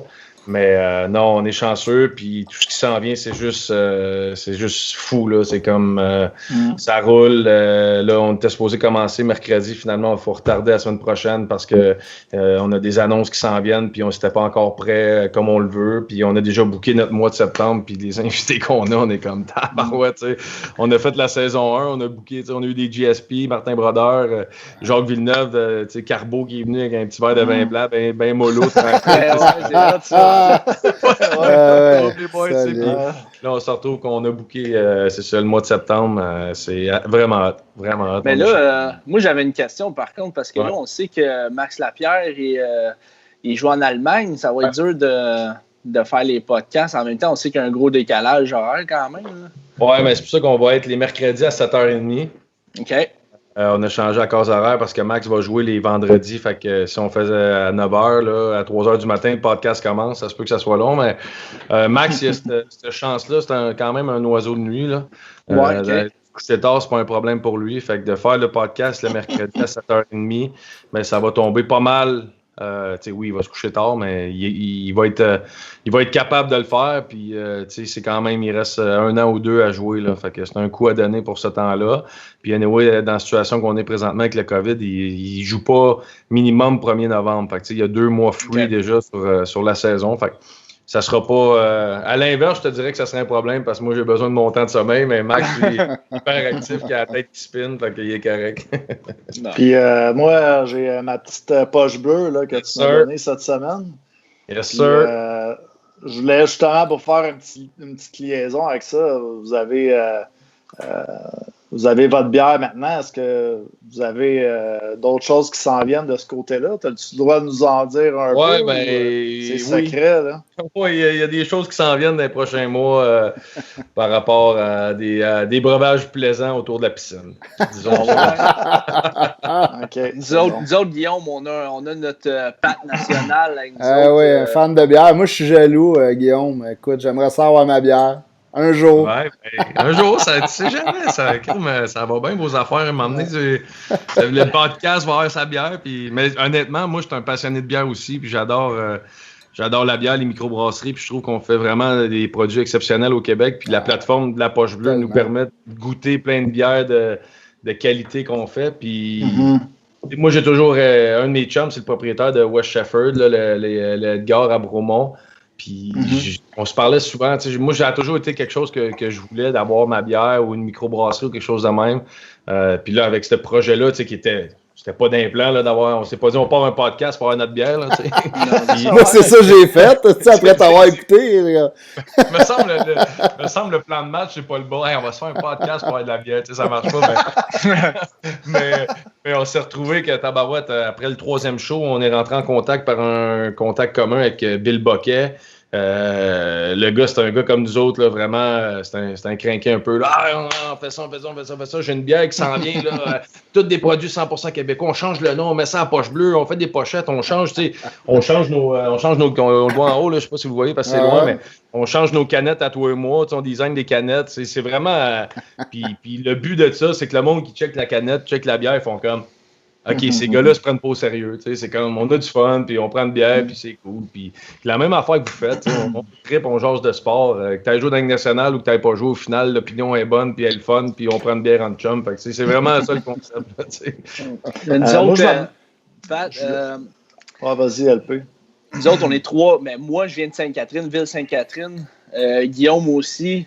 Moi Serbe. aussi. Ouais. Il y a juste Pat qui vient de Montréal. Non, je viens de Châteauguay, je m'excuse, mais là, je suis rendu à Montréal. Non, mais écoute, il y a un gars ici sur le podcast qui a une poche en velours pour réfrigérer sa bière. Je me fais niaiser avec ma poche en velours. Après la poche bleue, la poche en velours. On va changer le nom du podcast. Ça va pogner. La poche de velours. Ça prend bien un gars du plateau Mont-Royal. Vraiment belle la poche. Il mettait ses billes là-dedans quand il était jeune. Lesquelles billes qui vont Mais Guillaume, j'avais une question pour toi, parce que tu sais, on te voyait là, le podcast La Poche Bleue chaque jeudi et tout ça. Mais moi, je me demandais un peu là, à chaque jour de la semaine, là, lundi, mardi, mercredi, c'est quoi qui arrivait les autres jours? Là? C'est sûr que tu travaillais en arrière de ça. Là. Peux-tu me dire un peu c'était quoi comme ton planning dans une semaine? Ben, je pense que le podcast, moi, j'ai peut-être plus d'expérience au niveau des médias, dans le sens qu'avec RDS, j'ai peut-être une façon de travailler que j'ai appris avec les années. Là. Ça fait 7 ans que je suis là-bas, fait que de travailler avec du monde qui ont étudié là-dedans puis qui me donnait ce bagage-là à tous les jours m'a permis de comprendre. Puis l'expérience que j'ai eue au 91.9 aussi en co-animation avec Steph Langdo, moi, il a été un coach, honnêtement, au niveau des médias, Steph, pour moi. Peut-être pas au niveau communication en arrière du micro, mais off the record, sa préparation, sa façon de travailler. J'arrivais, puis il sait que, veut pas, on reçoit en entrevue quelqu'un qui de l'autodrome de Bromont. Je m'excuse bien, là, mais je le connais pas. Puis c'est pas méchant, c'est pas négatif ce que je dis, mais je le connais pas. Fait que là, oui, je vais aller voir un peu ce qu'il a fait puis tout, mais Steph m'aidait avec des questions, il rajoutait des questions sur sa liste pour me permettre d'avoir justement pas un stress quand on allait être en entrevue. Il prenait plus d'espace dans ses entretiens. Fait il a été vraiment un mentor au niveau de... Je l'avais connu à l'antichambre, mais on s'est vraiment liés d'amitié au 91.9. Puis, j'achoume, là, je pleure pas. Puis on s'est liés d'amitié, puis je pense que là-dessus, fait que ça nous a permis à la Poche Bleue, quand on a commencé, on se faisait quasiment 8 heures de meeting par jour, 6 jours par semaine pour faire un show de 3 heures. Là, c'était comme, là, on était comme, là, ça peut pas être ça de même. Fait que là, on s'est comme créé une fiche Google Drive où tout le monde rentre ses sujets, ses affaires. On se fait 1 ou 2 meetings par semaine. C'est les plans, mais au-delà du le podcast, je pense que c'est le moteur de la business. Mais là, on a des meetings, comme on disait, la bière, les projets qui s'en viennent, ces choses-là. Fait que oui, ça grossit plus vite qu'on s'attendait. Là. Fait qu'on essaie de repogner le beat là-dessus. Là. Là, les invités, là, c'est sûrement pas à 2 jours avant le podcast que vous les caliez. Je veux dire, c'est-tu une planification aussi de ce côté-là? Est-ce que tout le monde vous a dit oui? Ou, Honnêtement, on a eu 2 personnes qui ont dit non à la date. On a eu du monde qui nous ont appelés pour venir. Puis on a eu du monde, il y en a eu 2 qui nous ont dit non. C'est cool. Fait que, là-dessus, on est vraiment chanceux de ce qu'on a. Puis comme je te dis, aujourd'hui, j'ai écrit à quelqu'un, puis c'est comme, 2 personnes aujourd'hui qui étaient comme, c'est quand même, c'est des gros noms, là. T'es comme, là, tu y écris comme autant que quand Lappy écrit à Martin Brodeur, c'était comme, ouais, je suis parti un podcast avec Guillaume Latendresse, on prend une bière, on fait des anecdotes, ça te tente-tu? Yes, c'est quand? C'est comme, OK. J'avais le goût de débattre un peu ou de donner plus d'informations. Ils sont comme yes, Simon, puis pose-moi une question que tu veux, je m'en fous, je vais m'arranger. C'est comme OK. Fait que, on est chanceux, c'est le fun, puis c'est ça. Les invités sont exceptionnels. Au final, on a beau faire ce qu'on veut, c'est la qualité des intervenants, c'est l'ouverture qu'ils sont prêts à donner. Si le gars il vient et il me compte rien ou il me compte juste la salade puis il compte partout, ben, au final. Mon podcast va finir, qu'il n'y aura pas d'avantage, fait que on est chanceux, les gars, puis on a eu, quand on a eu Mike Ribeiro, on le cherche, ça fait 3 ans, puis il vient sur le podcast, il est là, tabarouette, OK, puis Donald Brashear qui s'ouvre après toute l'histoire de Tim Hortons, ces affaires-là, ces problèmes. Quand tu as des opportunités comme ça qui s'offrent à toi, on est chanceux, mais je pense que ça revient à ce que je disais tantôt, les gars, ils savent qu'on n'est pas là pour les squeezer. Moi, je suis pas là pour mettre la marde. Je suis là pour qu'il raconte sa version de l'histoire, de la façon qu'il la voit, puis qu'il paraisse le mieux possible là-dedans. Je pense que les gens commencent à réaliser ça, puis ça fait en sorte que, justement, quand on écrit à d'autres personnes qui ont écouté le show, qui ont été sur notre site Internet, ils voient qu'est-ce qu'on fait, mais qu'on a cette opportunité-là de ne pas s'assiner longtemps. Là, ça donne confiance aussi au monde, justement. Ils voient qu'est-ce que ça a de l'air, puis que, justement, vous n'essayez pas de les squeezer comme... des questions, des fois, après une conférence d'une défaite de 7-1 du Canadien. Oui, exact. Puis même des joueurs du Canadien, honnêtement, le Canadien, c'est la partie la plus dure qu'on a. C'est là qu'on frappe un mur tout le temps, on sait toujours dire non. Je veux pas les squeezer, je veux pas qu'ils me disent qu'ils n'aiment pas la ville, je veux juste savoir qu'est-ce qu'ils font. Au final, là, je m'en sac bien, moi qui aime la ville, qui n'aime pas la ville, qui joue mal, qui trouve que c'est pas ça que je veux savoir. Je veux savoir ce qu'il fait l'été quand il retourne chez eux. C'est quoi, tu joues combien au golf? Là? C'est ça, exactement. Combien de coups tu me donnes? Y a-t-il une entrevue en particulier qui t'a le plus, mettons, plus aimé faire en tant que tel? On a eu plusieurs où ça a été assez stressant, dans le sens que, mettons, Jacques Villeneuve, je l'ai connu quelques fois, mais c'est pas un contact à moi, c'était Max qui l'a bouqué. Puis Jacques peut partir de n'importe quel bar, il n'y a pas de limite, puis il est easygoing, il est comme people's guy, là, il s'en va là, puis let's go, il va, fait que lui, j'étais comme, on s'en va de quel bar avec Jacques? Après ça, on a eu la chance, GSP, Georges, il vient d'ici à Saint-Isidore, fait que je le connais, je l'ai vu souvent, c'était moins stressant, mais comment le sortir de ses entrevues habituelles, c'est là que c'est là le défi de ce qu'on peut réussir à faire. C'est toujours ça de comment sortir de la boîte un peu avec notre podcast. Une entrevue, les 3 sœurs du Faux-Lapointe, je les connaissais pas du tout. Là, je savais leur carrière, ce qu'ils faisaient, mais j'ai jamais eu la chance de les côtoyer, de les voir. Puis finalement, ça a été... Puis la veille, on a fait un pré-entrevue avec eux autres de même sur Zoom. Puis c'était comme vraiment corporate à fond. Genre, là, on était comme... Comment, qu'est-ce qu'on va faire dans le show demain? Là, c'est comme... Puis ils sont rentrés, man, une tonne de briques souriantes, incroyables. Ils ont donné un méchant show débile. On était comme, OK, c'était malade, là, tu sais. Fait que c'est vraiment ça, de la perception des fois que tu as un invité que tu as comme, il va aller où? Puis là, il te rentre dedans, puis il te surprend. Comme Maxime Martin, tu sais, qui est un humoriste, t'as habitué de nous faire rire, puis là, c'était quand même deep. C'était vraiment deep, ouais. Non, mais c'est ça aussi, où la limite? Y a-tu une limite trop deep? Je pense pas, honnêtement. C'est une opportunité de venir jaser, puis la discussion s'en va sur un chemin, puis elle s'en va là, puis that's it, puis on le recevra une autre fois pour jaser d'autres choses, puis c'est pas grave, là, c'est pas... mais on est chanceux, on a des artistes hyper généreux, des athlètes généreux, fait que c'est ça. Ils viennent, puis ils s'ouvrent, puis c'est trippant pour nous autres, là. Je voulais te parler aussi, tu fais la poche bleue, mais tu es aussi maintenant DG des Riverains du Collège Charlemagne, ton ancienne équipe quand tu étais midget 3A. Mon chandail. Ah non, il est... J'aurais pu le mettre en arrière. Regarde, moi, Moi, on le voit pas, c'est à cause de la bière. Là. J'ai un verre des riverains. Ah, des riverains. Ouais, C'est le logo, ça. Quand ils m'ont donné un job, puis il dit la première affaire que je fais avant de signer mon contrat, puis le montant que tu me donnes, pour que tu me permettes de changer le logo. Ah ouais? Ouais, je ressemble justement un peu au logo avec ma barbe de pirate. Là. Au vieux pirate. C'est ça, exactement. Mais c'est où je voulais m'en aller avec ça. Mais c'est pas savoir... il voulait braguer sa barbe, mais non, je voulais me... Mais ça, ton frère... T'as mis du Just for Men, parce que me semble que je t'ai vu la semaine passée, elle était blanche bien plus que ça. Là. Ben oui, il sent bon jusqu'ici. J'avais mon masque, c'est sûr que tu l'as pas vu. Bon. Mais non, ça, ton frère Olivier, il est revenu...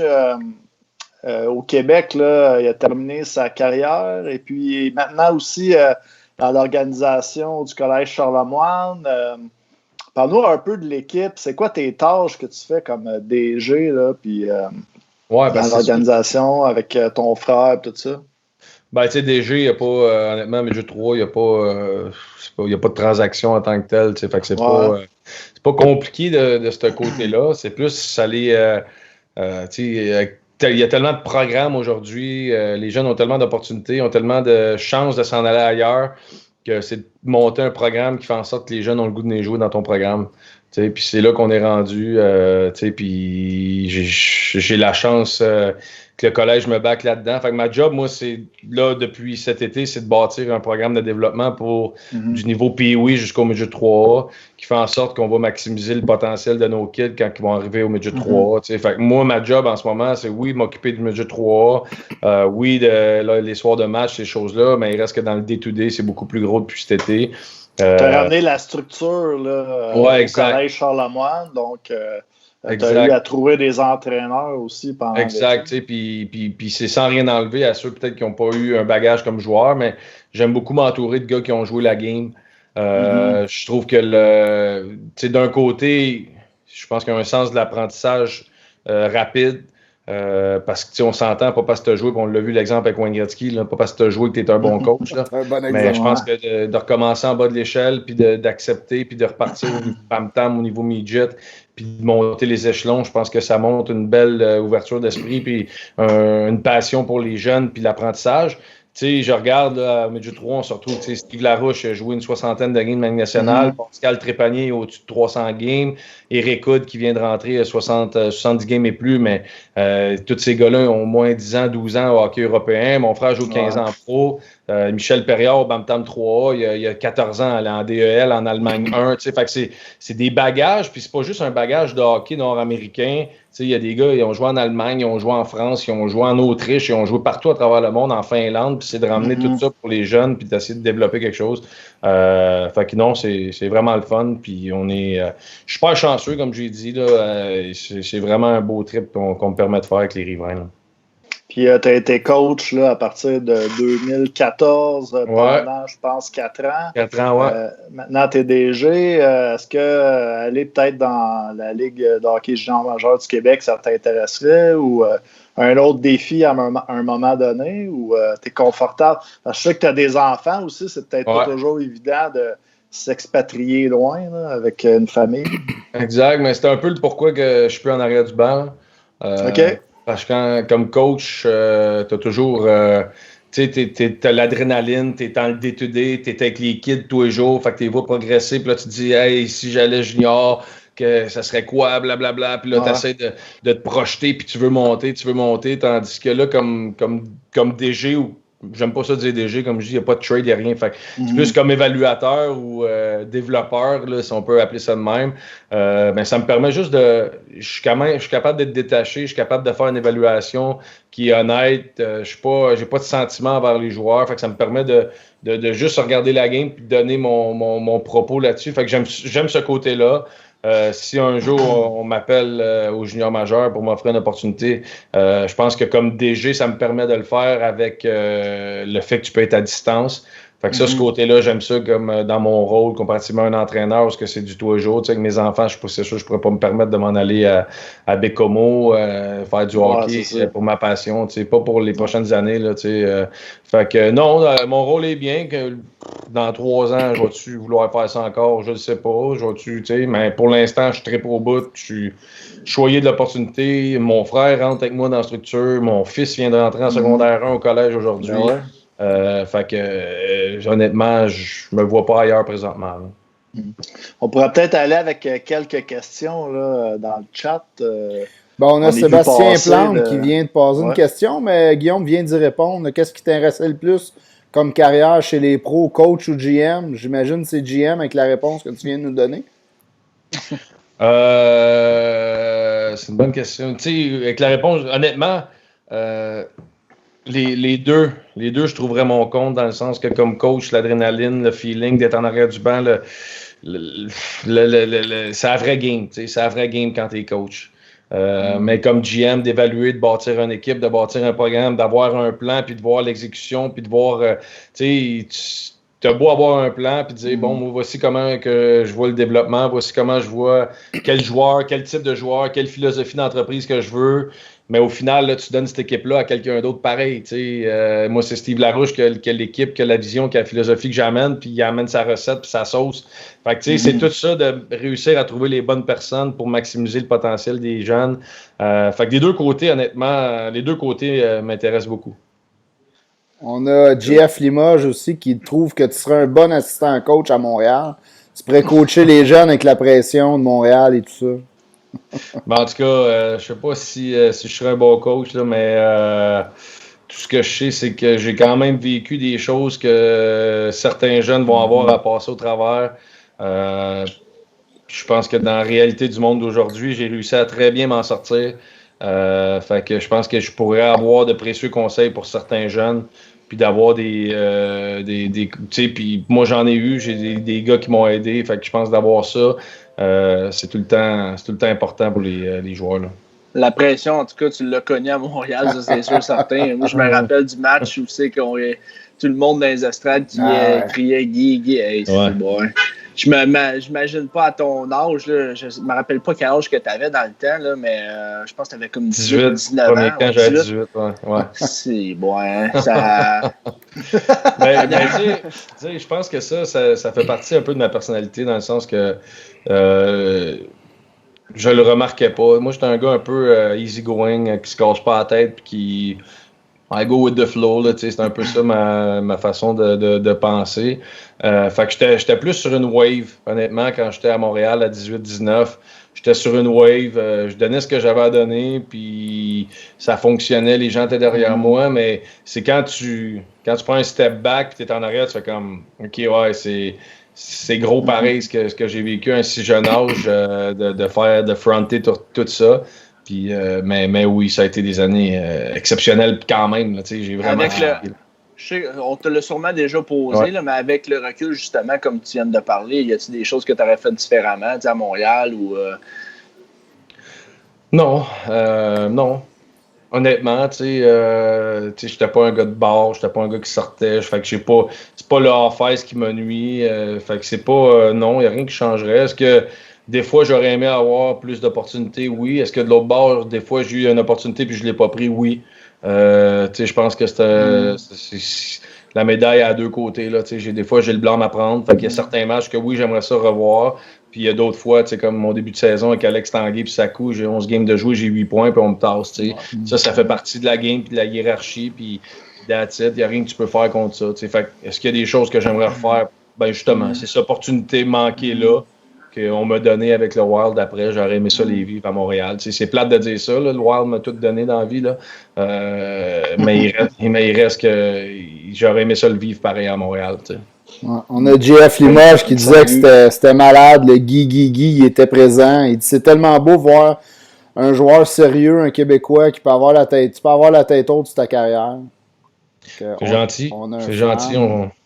On fait notre possible, puis je pense que dans un milieu comme Montréal, un Québécois, à moins, tu sais, je pense que j'avais un rôle puis un type de joueur que c'est sûr, c'est love and hate, là. T'sais, dans le sens que je pourrais pas plaire à tout le monde parce qu'il y a du monde qui va dire « Ah, pourquoi il n'y a pas l'éthique de travail à Gallagher? » Mais oui, mais c'est pas mon style de jeu. C'est comme, je suis pas Max Lapierre qui est le petit lapin Energizer, c'est à 4 qui à tous les games, tu sais ce qu'il va te donner, qu'il va faire pareil. T'sais, Max, tu peux juste l'aimer. Tu peux pas avoir de love and hate avec Max. C'est comme, ce gars-là aurait dû jouer 20 ans à Montréal, c'est à 4 avec le 4e centre, puis tu n'aurais jamais eu de problème avec. Mais c'est ça, il y a des joueurs dans mon type, des Drouin, puis je me compare pas au niveau talent à Drouin, loin de là, c'est pas ce que je dis, mais juste dans le type de joueur, qu'il y a certaines personnes qui peuvent se permettre de critiquer de par la façon de jouer. Là, c'est sûr. On a Denis Charon qui a une petite question. RDS, t'en fais-tu toujours partie, mais il semble qu'on te voit moins souvent. C'est une bonne question. ça va être ouais, c'est une bonne question. On peut-tu passer à la prochaine? On est live, on peut pas couper. Hein? On peut passer à la prochaine question. Mais très bonne, hein, c'est une très bonne question. C'est le COVID, hein, tu sais ce que c'est. Non, moi, je vais enchaîner de bord avec une autre question. Puis c'est une question que, tu sais, je voulais... Pendant la poche bleue, vous faites la poche bleue foncée, vous prenez beaucoup de questions du public, puis vous prenez du temps avec le monde. Puis c'est une question que je t'aurais posée à ce moment-là, mais ça va peut-être te donner un petit effort de souvenir. Là. Mais tu sais, quand je suis arrivé avec CCL, c'était dans les séries en 2017, en 2e ronde, je venais des Grenadiers de Châteauguay. Là. Et puis, l'équipe avait été éliminée. Puis, Jacques Paquin m'avait demandé si je voulais venir faire les games, décrire les games à CCL. Puis, la première que j'étais venu faire, dans le fond, tu étais venu en haut sur la passerelle nous dire salut. Puis, on avait gagné cette partie-là. Puis, la game d'après, dans le fond, tu étais revenu encore en haut pour parce qu'on a gagné. nous dire salut parce qu'on a gagné. Fait que dans le fond, la question, c'était... Je passais par peut-être 15 chemins. C'est ça. Non, mais c'est bon, tu peux passer pour un bon gars. Mais t'étais-tu un gars qui était justement avec des manières comme ça ou des superstitions pendant les games? Comme joueur, non. Je dis non, tu sais, puis l'autre fois, je parlais avec ma blonde de ça, tu sais, puis elle était comme, t'avais-tu des superstitions? Je suis comme, non. Mais tu sais, j'arrivais 3 heures avant le game, je prenais 1 heure. Tu sais, moi c'était mes bâtons, tu sais. C'est comme, je passais 1 heure sur mes bâtons, là. C'est comme, ma maillot, je fallait qu'elle soit parfaite, à bonne hauteur, la grosseur du bout en haut. Mon tape job, fallait qu'il soit parfait. Moi, je jouais 130 de flex, je le coupais super bas. Fait que c'était un méchant barreau de fer. Tu sais, j'arrivais, tu sais, mettons, peut-être que je me suis créé une superstition avec le Wild à domicile. J'arrivais 3h30 avant le match, je prenais mon petit café avec ma petite barre Vector, je pense, puis là, j'allais sur Facebook, puis j'écrivais avec mes chums. Là, je jasais avec mes chums avant la game, puis les coachs, ils me mettaient toujours des séquences de Thomas Armstrong à Détroit. Fait que j'allais sur l'ordi, je checkais les séquences un peu de comment ils jouaient autour du net. Fait que ça me faisait peut-être ma routine, mais j'avais le plaisir que j'avais, c'était d'essayer de jamais faire la même routine. C'est niaiseux ce que je dis, mais ma superstition, c'était de jamais faire pareil. Parce que je me disais, le jour qu'il va arriver un intempérie, qu'il va arriver quelque chose, puis je ne pourrais pas la faire, je vais être fini. Là. Je ne pourrais pas jouer ma game comme je veux. Fait que moi, c'était ça un peu. J'avais la base qui était toujours la même. Après ça, je rajoutais des choses. Puis comme entraîneur, ça a été vraiment l'inverse. Puis pourquoi? C'est parce que je n'étais pas en contrôle. C'est niaiseux, mais au final, j'ai beau dessiner sur le tableau X&O's, puis 2-1-2, puis dans le D-zone, mais au final, je suis pas sur la glace. Là. Si le gars décide de pas le bloquer, le shot, il le bloquera pas. Fait qu'on dirait que la façon de contrôler le mental puis la nervosité, parce que ça a beau être du midget 3A, puis j'ai beau avoir joué dans la Ligue nationale, quand tu embarques en arrière d'un banc ou quand tu mets un chandail de hockey, on n'est pas capable de juste y aller pour le fun. Fait que moi, j'étais superstitieux, je voulais gagner, je voulais au moins me donner une chance d'avoir coché toutes les cases de préparation, puis ça faisait partie de ça. Fait que, je me souviens, j'avais un assistant coach que lui, ça faisait longtemps qu'il coachait, puis c'était un ancien de l'armée, puis il mettait toujours son esti de débardeur. Il y avait un débardeur par-dessus ses chevilles. Là, je disais, enlève ton débardeur. Puis il disait non. Puis là, il faisait exprès, il le mettait. Puis là, il riait, là. Mais ça me dérangeait pour de vrai, tu sais. C'est ça le problème, tu sais. mais après ça, tu réalises que t'es vraiment épais. Là. Quand tu coachais, t'étais un peu comme Carbo. Tu avais ta cravate spéciale. Ouais, non, c'était pas des games. Oh, OK. non, là-dessus, ben oui, c'est sûr. Je le savais, mettons, là, j'avais ma chemise là, en haut, là, elle a un petit peu de rose dessus avec ma cravate. Là, je le sais que quand j'avais une slump, là, je sortais cette chemise-là. Là, je pense qu'elle n'a jamais perdu. C'était comme. Je le sais, mais là, je voulais pas en mettre 2 games de suite parce que je voulais pas briser la strike dessus. T'sais. Là, j'étais comme fou un peu. C'est méchant, fuck. C'est bon. Ben, merci à Guillaume d'avoir pris le temps avec nous. Justement, je parlais à la poche bleue, tu prends le temps avec le monde, puis tu parlais d'accessibilité des joueurs. Je pense que t'es un gars pas mal accessible, puis c'est pas mal gentil d'avoir pris le temps que nous autres. Un gros merci, super apprécié, Guillaume. Ça fait plaisir. J'aurais aimé ça prendre une bière avec vous autres, mais le lundi, j'essaie de me tenir tranquille. Moi aussi, ils sont tous en train de scraper ma diète, c'était. Des IPA, là. C'est quoi ça? Fais pas ça, ça a l'air que c'est pas bon, le monde perd du poids avec ça. On est malade. C'est bon. On va dire ça à ma blonde. C'est à vous autres, les boys, puis là, je sais pas, souvent, c'est drôle, je suis sur Facebook, puis là, vous popez up, puis je vous écoute, puis je pogne des bouts de show, puis c'est super cool ce que vous faites, là, je sais pas, c'est le fun, vos opinions sont super intéressantes. Merci. Merci beaucoup. Job, boys. Salut. À bientôt. Ciao. Bye. Ciao.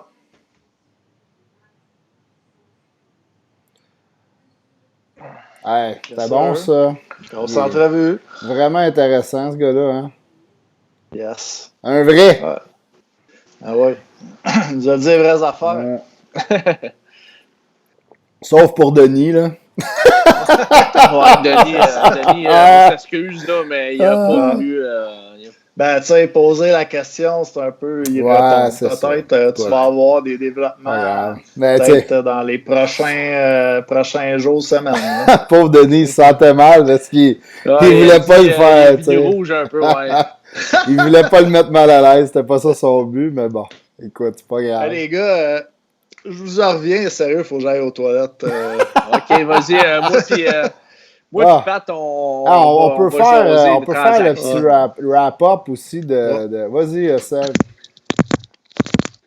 On peut faire un petit wrap-up aussi de ce qui se passe dans les séries en attendant notre chummy. Oui, exactement. Écoute, des séries qui sont... c'est bizarre parce qu'il n'y a pas de match numéro 7 cette année. Écoute, c'est toutes des varlopes, on dirait. Regarde, je vais afficher le petit tableau, là. Écoute, vas-y. Tampa Bay, c'est 3-1. Ben là, je sais pas, on n'avait pas les résultats de ce soir. Et c'est ça, là, je regardais ça du coin de l'œil. Une fois de temps en temps, je jetais un coin de l'œil. C'était encore 1-1 pour... OK. C'est encore 1-1. Si je m'allais dire 1-1 pour, mais non. On a vu, juste avant de rentrer en ondes, là, tu me parlais que Chara gelé Kucherov, là. On ne sait pas s'il est revenu au jeu. Hein. Si vous écoutez sur le chat, donnez-nous un peu de... Ouais, toujours Limoges qui a dit que c'était toujours Kucherov, il joue dessus. Je sais qu'il a mangé une shot de Chara d'en face. Si jamais quelqu'un le sait, tenez-nous au courant. Il y a Denis Charon là, qui vient de demander, petite question comme ça, êtes-vous surpris de Dallas? Je pense que tout le monde est surpris de Dallas. Ça, pour vrai, là. Mais je suis plus déçu de Colorado que je suis surpris de Dallas. Écoute, Colorado, on dit, je suis déçu. Tu sais, ils ont perdu Grubauer, puis je pense que ça a fait vraiment mal à Colorado. Il a pas l'air si fou que ça, Francouz, là. Écoute, pendant la saison, Francouz, il a super bien joué, mais là, on dirait... Écoute, moi, hier, je le trouvais petit dans son net quand même, Francouz. Écoute, peut-être que la défensive aussi est fatiguée un peu, mais... non, c'est vrai que c'est une grosse surprise quand même. Vraiment. Là, moi, j'ai voyé gagner la Coupe Colorado, Denis. C'est aussi surpris que je peux être, ça. Ouais. Ben là, Jeff Limoges qui dit qu'à la date, il vole le show dans la game Boston Tampa. OK. Radulov est en feu. Bon. Il fallait qu'il en vole une, mais écoute, quand même 3-1 Tampa contre Boston. 3-1 Vegas. Vegas, on le savait que c'était pour être facile. Les Highlanders aussi, on l'avait pas mal prédit que Philadelphie, ils n'ont pas sorti contre Montréal. C'est 3-1 partout finalement. Là. Dallas, Vegas, les Highlanders puis Tampa Bay. Ce qui surprend le plus, dans le fond, c'est Dallas qui mène 3-1 contre le Colorado. Puis quand même, Tampa qui mène 3-1 contre Boston, c'est quand même assez surprenant parce que Stamkos n'est pas là. Donc, quand même, c'est une grosse pièce. Là. Stamkos, probablement le top 3 attaquant là-bas. Là. Ouais, c'est clair. Ben oui, écoute, mais à chaque année, il y a des surprises. Là. Le Canadien en était une en début de playoff. Edmonton s'est fait sortir, Toronto s'est fait sortir. Mais là, on dirait que le 3 des 4 séries, ben il y a Boston, là, que moi je pensais que Boston pourrait peut-être passer Tampa Bay, là, mais écoute, Tampa Bay joue finalement à la hauteur de son talent. Mais par contre, je veux vous emmener sur un petit point que j'ai remarqué en regardant tous les matchs des séries. Oui. Les équipes qui sont présentement, qui ont avancé en deuxième ronde, quand même des équipes assez physiques. Peut-être un petit peu, on pourrait parler peut-être de Tampa Bay, qui est quand même petite en... Ils sont grossis un petit peu, mais c'est pas une grosse équipe, là. Ouais, mais écoute, la défensive est quand même très, très grosse là, du côté de Tampa Bay. Puis, Chernak, McDonough, c'est des gars qui frappent. Hein. Ils ont rajouté Coleman, de la grit avec Coleman puis Barclay Goodrow. C'est plus de la grit que du poids qu'ils ont rajouté, t'as raison. Ouais, mais tu sais, quand même, tu vois, tu checkes les autres équipes, là, Vegas, c'est gros, Stars. Dallas aussi. C'est ça, exactement. Colorado Jamie aussi, Benn, quand même. Donc, Boston, gros échec avant. Les Highlanders aussi, gros échec avant. Donc, Highlanders, c'est peut-être le coach, là, sérieux. Ils ont une bonne petite équipe, là, mais ils jouent tellement bien ensemble, tellement serrés défensivement, puis ils sont opportunistes. On a vécu ça pendant des années à Montréal. Dans le temps de Terrien, là, ça ressemblait un peu à ça. Là. Ouais, écoute, les Highlanders, par contre, là, je trouve qu'ils ont peut-être une meilleure défensive qu'on avait avec Terrien dans le temps. Là. Ouais, c'est ça. Oui. Georgia, Sorry, Markov. Ouais, ben Markov était bon. Comme Sarek jouait bien avec Markov dans ce temps-là. Sorry, il était solide sur le power play. Puis, il était quand même un peu physique. Là, mais tu sais, aussi, un autre point peut-être que je peux emporter. Les Highlanders de New York, leur défensive, Ryan Pollock qui a vraiment éclos à 23 ans. Devin Taze qui a éclos 25 ans. Donc, c'est peut-être aussi un signe d'être patient avec nos défenseurs. T'sais, on parle de Kale Fleury, on parle de Noah Wilson, on parle aussi du petit Victor. Ouais, mais Victor, il a sa chance, là. C'est pas comme si on le fait pas jouer. Il a sa chance, mais quand même, Pollock, ça a été un peu plus long. Il est encore très jeune, le petit Victor. Là. Mais Pollock, il l'envoyait souvent dans les mineurs, puis tout ça. Je sais, je le prenais dans mes pots, je l'aimais bien, lui. J'avais hâte qu'il éclore, puis il a éclos quand je l'avais plus dans mon club. Ouais. Écoute, ça revient à ça. Il faut être patient quand même avec nos défenseurs. En plus, on sait que les défenseurs, ça prend plus de temps à développer. Donc, petit Victor, il est encore là, les boys. Ouais, mais écoute, moi, j'y crois plus j'y crois plus tant. Je le souhaite qu'il éclose. Mais tu sais, c'est quoi son plafond, là? Mettons qu'il éclose, là, le max que tu veux mettre, là. C'est combien de points par année? Il joue sur quelle ligne? Puis... Ben, écoute, Victor Mété... je crois aussi, comme toi, Pat, parce que je l'ai défendu pendant bien longtemps, Victor Mété, puis en plus de ça, même quand il jouait dans le junior, j'ai dit « Watch out, les boys ». Je disais ça dans le temps à mes chums avec qui je jasais de hockey. « Watch out, Victor Mété, c'est un choix de 4e ronde, mais il va jouer dans la Ligue nationale, ce gars-là. Il a un petit coup de patin. » Puis... mais je trouve aussi qu'il a plafonné. Puis je pense pas qu'il va devenir Écoute, je pense qu'au mieux, un 6 ou un 7e défenseur. Il est quand même petit. Il ne gagne pas ses batailles. Fait que tu dis on le ça. voit. Tu dis ça juste me niaiser un peu. Il y a bien des defs quand même. Ouais, c'est ça. Il y a bien des defs là, qui ont quand même percé. Puis à travers les années, tu sais, des gars comme Del Zotto, c'est jamais un gars qui a été reconnu pour la défensive, mais ça n'a pas duré longtemps. Des points sur le board. Ben ouais, mais il est encore dans la ligue. Il est encore ça fait 6 équipes qu'il fait, je pense. Tu sais. Puis écoutez, les boys. C'est un peu la même affaire, là, God This Bear. Là, c'est un peu la même chose. Là, lui... tu sais, mettez, donnez-y une petite shot, une shot un petit peu plus forte. Là, puis, quand il rentre au net, il va peut-être plus carré que partir au vent comme un cerf-volant. Je checkais le match vent hier. Comme un cerf-volant. C'est bon, j'aime ça. C'est poétique. Je checkais le match hier, Colorado, Dallas, puis un autre défenseur qu'on a souvent comparé à Victor Mété, Samuel Girard. Samuel Girard, il est quand même plus mobile un petit peu que Victor Mété latéralement. Il est plus mobile. Avec le puck, il est meilleur quand même. Il a un meilleur shot aussi que Victor Mété. Mais par contre, écoute, j'ai écouté pas mal les matchs, là, puis je sais pas. Il manque de quoi quand même aussi à Samuel Girard. Puis, pas la même chose. C'est une bonne comparaison. Ouais, ça ressemble, mais je prends Girard solidement avant Mété, mais il est capable de jouer sur le top 4. Du gros hockey de série, là, je ne sais pas, on dirait qu'il est effacé un peu, puis de la misère aussi à gagner ses batailles, fait des erreurs de nervosité quand il y a de la pression. Ça, c'est...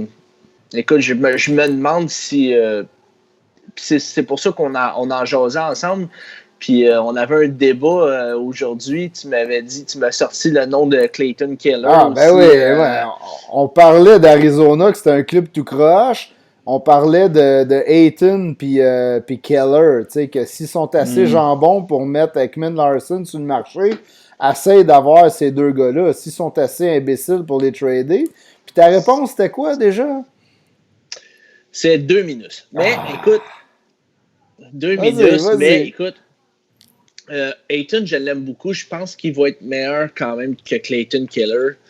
Mais Clayton Keller, c'est un gars bourré de talent. Je pense qu'il a même battu des records au niveau dans les programmes des States. Là. Ouais, je ne me rappelle pas comment il a dit non qui appelle ça. Là, mais...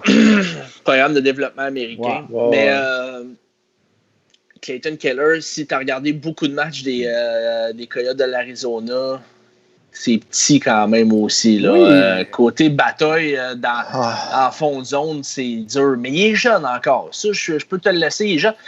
Mais tu sais, il faut ramener des gars comme Johnny Gaudreau, des gars ultra talentueux. Ça, je voulais dire. Mais bienvenue en 2020. La semaine passée, là.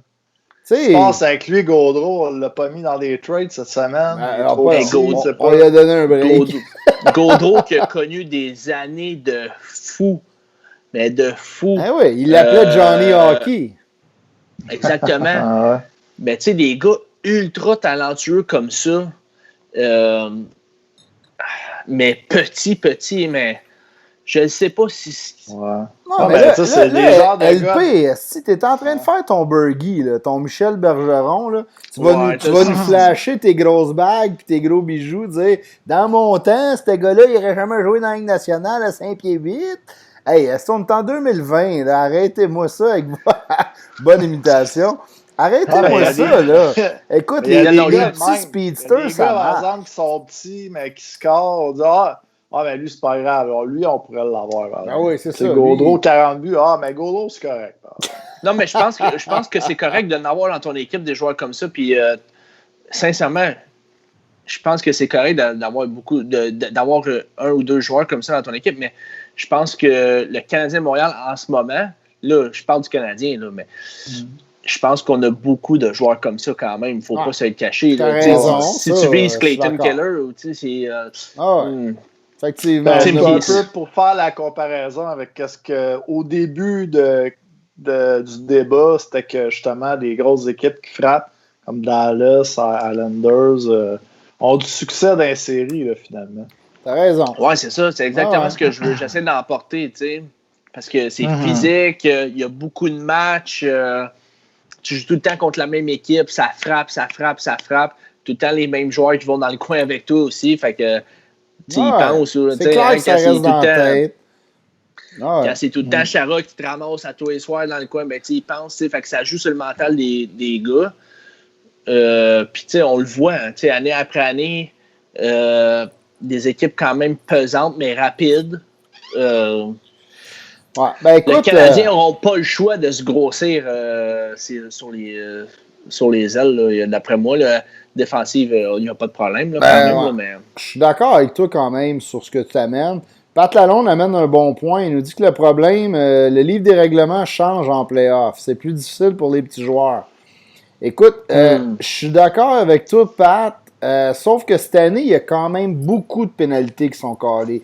Versus les anciennes playoffs. Là. Moi, c'est de quoi qui m'énervait quand j'écoutais les matchs des Canadiens en particulier, parce qu'on était tout le temps en piqué, puis on se débrouillait bien, là, mais il y a tellement, puis ça casse le rythme, des choses qu'ils ne faisaient pas avant. Avant, on ne voyait pas ça. Cette année, on dirait qu'ils ont décidé de l'appliquer. Je ne sais pas si c'est parce que les fans pu. Il n'y a plus de fans, fait que là, ils parlent des vraies affaires. Mais écoute, c'est sûr. C'est vrai que tu as raison parce qu'il y a beaucoup de pénalités cette année dans les playoffs. On ne voyait pas ça avant. Comparativement aux autres années. Mais moi, Pat, écoute, je trouve pas tant que ça que c'est ça le problème. Moi, je trouve qu'il y a plus. C'est plus intense en série, tout simplement. Il y a moins de. Les gars, ils se laissent moins aller. Ils font le deuxième effort tout le temps. Donc, gros échec avant, grosse pression.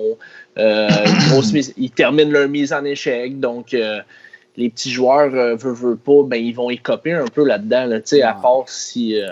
ils vont être fatigués. À la fin des séries, les gars sont fatigués. On a vu les Kucherov les années passées faire 120 points. Kucherov, 128 points, je pense, en série. En saison. Une machine. En saison. En saison. Puis quand il est arrivé en série, ça s'est un petit peu éteint. Hein, ils ont perdu en 4 contre Columbus. T'sais. Non, t'as raison, mais t'as le grind de la saison aussi, que le petit joueur, à un moment donné, il a peut-être un peu moins d'énergie, tandis que le grinder utilise son poids plus que sa vitesse. Peut-être c'est un peu ça, je sais pas. Ça s'applique pas tant cette année, mais vas-y, Sam. Je voulais parler des petites nouvelles aussi là, qu'on avait eues. Ehlers et Pilané à Winnipeg sur le marché, selon Frank Savarelli de TSN. Est-ce que vous croyez à ça, ces deux joueurs-là? Moi, je crois vraiment qu'ils ont besoin de donner un peu d'attaque pour aller chercher de la défense. Là. Ils ont fait exactement ce que le Canadien a fait il y a une couple d'années quand on a perdu Markov, Beaulieu, tout notre côté gauche est parti. Puis là, on s'est dit, on va boucher les trous, ça va marcher. Écoute, tu peux pas laisser aller Trouba, perdre... voyons, j'oublie son nom. Le Big Buff à la fin. Charrot, écoute, ils ont perdu des gros, tu sais, des gros noms. Puis Charrot, il avait son utilité quand même. On le voit à Montréal, là, il a comme explosé un peu versus comment il l'utilisait là-bas. Mais justement, il aurait dû garder au moins un de ces gars-là, là, tu sais. Puis là, ils ont besoin d'aide.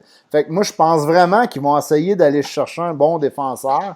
Mais puis pour faire ça, il faut qu'ils donnent de l'attaque. Puis c'est pour ça que le nom de Lainé, il vaut quand même assez cher, d'après moi, sur le marché. Fait qu'ils seraient capables d'aller chercher de quoi. C'est une bonne monnaie d'échange pour eux autres. Mais moi, être le Canadien, j'essaie de... C'est plus Heller qui fit avec le Canadien. Pour moi, puis le prix va être un peu moins cher. Là, tu sais. Pas Lars, là. Ah non, arrête ça. Non, mais c'est vrai que tu emportes un bon point quand même, Pat. Tu sais, ils n'ont pas une grosse défensive. Donc, je pense que du côté du Canadien, qui targeterait? Ben, écoute, si t'es prête, moi là, on n'est plus dans les bobettes à Bergie, là, mais c'est quasiment, ça pourrait fitter, ça, là. Puis, quand je faisais mes devoirs, avant de préparer le podcast, moi, là, un des gars que j'ai pas donné tantôt, que j'aimerais targeter, c'est TJ Brody. T'as AJ Brody qui est free agent à Calgary. Ouais. C'est un gars que tu peux avoir pas trop cher. Il ira pas chercher un 7, 8, 9 millions. C'est peut-être un gars que tu vas aller chercher à 6, 6,5 pour un 3-4 ans, le temps que ta jeunesse en défense du Canadien se développe.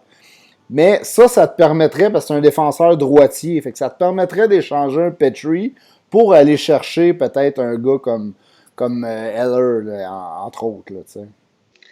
Ouais. Puis là, Ben, tu écoute, perds un peu au change, mais tu t'améliores tellement à l'attaque. Tu sais. Tu parlais aussi qu'on avait tout échangé notre côté gauche, là, mais Winnipeg, ils ont Kulikov, Beaulieu. Puis, ils ont ramassé notre Lucas Biza. Nate the Great. C'est les trois côtés gauche aussi. Là. Ça fait mal. Ouais, ça fait mal. Moi, je pense il y a que. juste Morrissey là, qui est le seul top à gauche. Là. Ben, Morrissey, c'est un solide défenseur. Mettons bon deux défenseurs sur trois du côté gauche là, qui sont À droite, UFA. t'as Neil Pionk quand même. Ouais. Mais Pionk, il a surpris quand même dans l'échange de Trouba. Là. Surtout à l'attaque, là, c'est quand même un bon défenseur qui est capable de produire. Hein. Mais Sébastien Plante qui dit l'aîné, j'y crois, mais LS, je ne verrais pas pourquoi qu'il laisserait partir ce gars-là. Ben, pourquoi il laisserait aller l'aîné? Seb, j'aimerais ça que tu nous dises pourquoi tu dis justement l'aîné, tu y crois, puis LS non, parce que moi, c'est plus le contraire. Que je vois pas pourquoi il laisserait partir l'aîné, puis.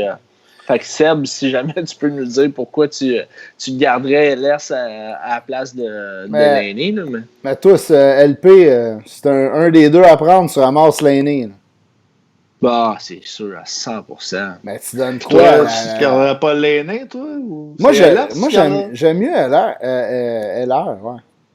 Vraiment. Ouais, là, moi, je pense, question talent brut. Ah ouais, talent brut, c'est l'aîné. 1 en haut. 100% d'accord avec vous autres. Mais moi, je pense au prix à payer qui vient avec aussi. Là. Ouais, mais regarde, l'aîné, là, il est encore plus jeune que LS. Cette année, il est revenu. Écoute, je pense que c'était le meilleur attaquant quasiment là, de cette année pour Winnipeg, là, avec Scheifele. Là.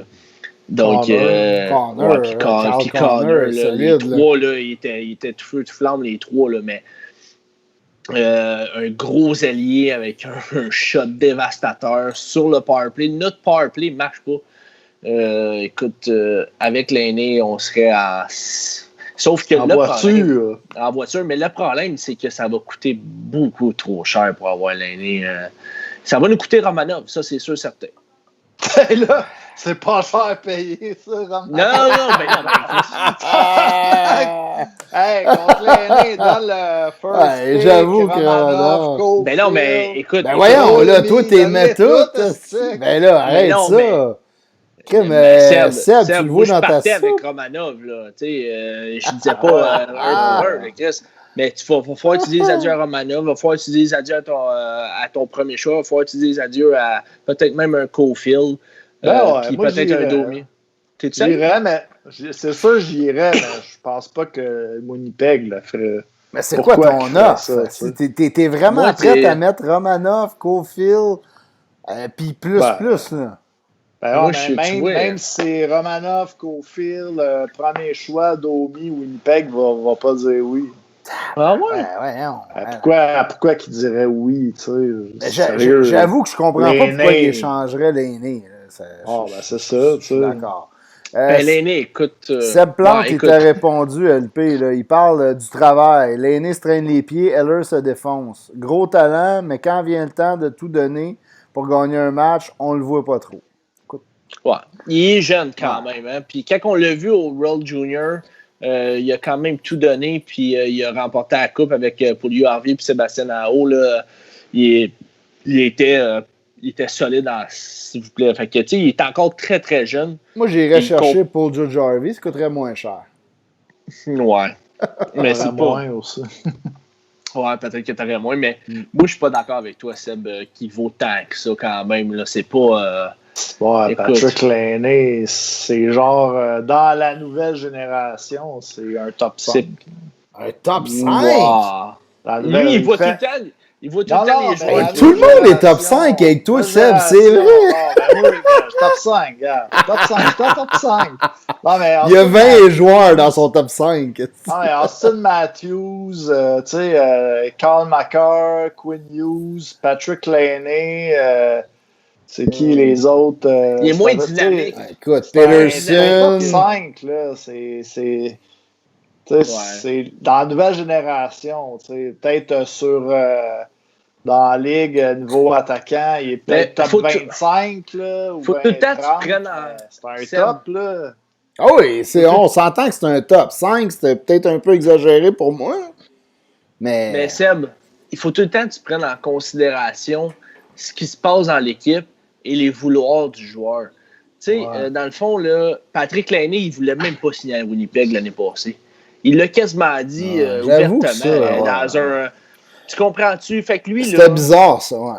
Il a signé un tout petit contrat là, de 2 ans. Là. Écoute, lui, quand il va tomber agent libre sans compensation, là, Chauby Winnipeg, là, écoute, il l'a quasiment dit ouvertement. Là. Ouais, c'est pourquoi à Montréal, tu sais... Non, mais je fais juste te dire... Parce que Montréal est dans toutes les rumeurs. Dans le fond, regarde, de toute façon, en gros, là, genre, je dirais... je pense qu'on parle pour rien dire. Slaney, il va pas partir de Winnipeg à court terme. Je suis pas mal d'accord. L'année prochaine, à la fin de son contrat, peut-être, là, vu qu'il va être encore signé. On a Denis Charon qui nous pose une question. Vous n'avez pas parlé de Jeune Fleury. L'avez-vous aimé? Avez-vous aimé ses games pour un jeune? Écoute, moi, Fleury, je suis un fan. Je pense que c'est un gars qui va jouer sur une 3e paire de défense. Puis il va avoir une carrière de peut-être une dizaine, 10 ans, 8-10 ans dans la Ligue nationale. Là. Il est encore jeune. Là. D'après moi, il va avoir sa chance peut-être l'année prochaine avec Jolson. Ces deux-là, c'est les deux up-and-coming à la défense que je vois venir. Romanov, bien sûr. Là. On va mettre 3 jeunes, là. Mais écoute, moi je l'ai bien aimé, puis au début du camp, j'étais un des premiers qui disait voyons, pourquoi tu fais pas jouer Fleury ou Jolson? Mais Ouellet était plus safe. T'sais. Si seulement un des deux pourrait jouer à gauche, ça réglerait bien des problèmes. Parce que Victor Mété aurait joué son dernier match dans la Ligue nationale, pas dans la Ligue nationale, mais avec le Canadien. C'est ça, les deux, t'as parlé de Yosun, t'as parlé de Fleury, 2 gars quand même assez physiques aussi, les deux, tu sais. Puis je pense qu'ils vont se battre, les deux, justement, pour le dernier poste à droite l'année prochaine. Mais... avec Ouellet, les séries qu'il a sorties... très défensif. Il va avoir ses chances d'être dans l'équipe l'année prochaine. Moi, le problème, là, c'est que je le place en avant un peu de Fleury pour l'instant, juste à cause que tu le mets sur le piqué, tu sais ce qu'il va te donner. Fleury, il est un petit peu moins fiable que Ouellet défensivement. Il est plus complet, par exemple. Il frappe plus. Moi, j'aime mieux Fleury personnellement, mais je suis curieux de voir Jolson s'il est capable de nous donner ce qu'il nous donnait quand il a joué un petit peu à Montréal avant de se blesser, là. On parle d'il y a quasiment 2 ans, là, parce qu'il y a eu des gros problèmes de santé avec son œil. Là. Mais Jolson, d'après moi, c'est notre gars à long terme s'il est vraiment guéri de sa blessure à la tête avec ses migraines et tout ça. Mais Fleury, moi, je l'adore. Mais par contre, c'est ça. Il joue à droite, puis on a beaucoup de monde qui joue à droite avec le Canadien. On a déjà, là, on a Weber, Petrie, tu touches pas à ça. Il reste un spot, tu sais. C'est ça qui est pas... Tu as parlé de Yosun avant sa blessure avant sa blessure à son œil. Là, il était sur un poste régulier avec le Canadien de Montréal. Là. Quand même, il s'enlignait pour être régulier. Là, donc, effectivement. C'est le gars, d'après moi, qui risque d'être là l'année prochaine sur la 3e paire à droite.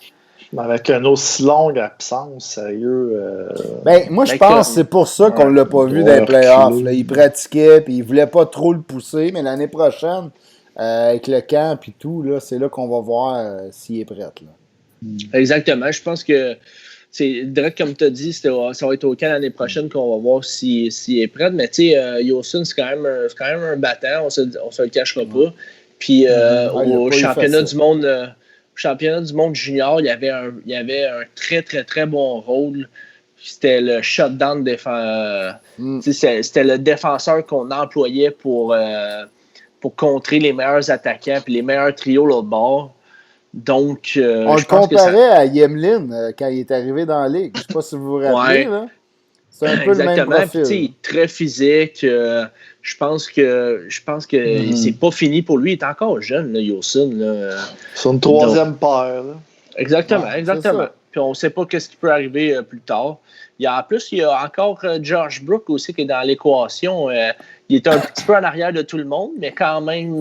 mais tu sais, tu parles de spectre, là. Le spectre, il est vraiment à l'opposé. Tu sais, Jolson, c'est un gars plus... Puis dans la Ligue nationale, surtout sur ta troisième paire, faut que tu ailles avec des modèles. Tu sais, pourquoi Ouellet jouait en série, puis il a pas mal paru, c'est parce qu'il y a un profil hyper défensif. Tu peux jouer sur un shutdown, sur le piqué, mais tandis que Josh Brook est à l'opposé. Tu peux le mettre sur ton power play, il est full offense. Lui, il faut qu'il apprenne à jouer à défense. Puis d'après moi, ces gars-là, c'est pour ça que c'est souvent un peu plus long. À moins que tu aies un talent à la Quinn Hughes puis Kyle McCarr. Mais on parlait aussi de sa force jouer à Laval, aussi à Josh Brook. Il y avait de la misère un petit peu dans les coins de patinoire.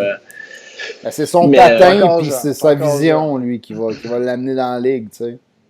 Oui, puis c'est ça, on peut avoir des belles surprises. Moi, tu vois, Josh Brook, il y a 2 ans, quand il avait fait le camp des Canadiens, à son premier camp des Canadiens, je m'avais demandé pourquoi on l'avait retourné dans le junior.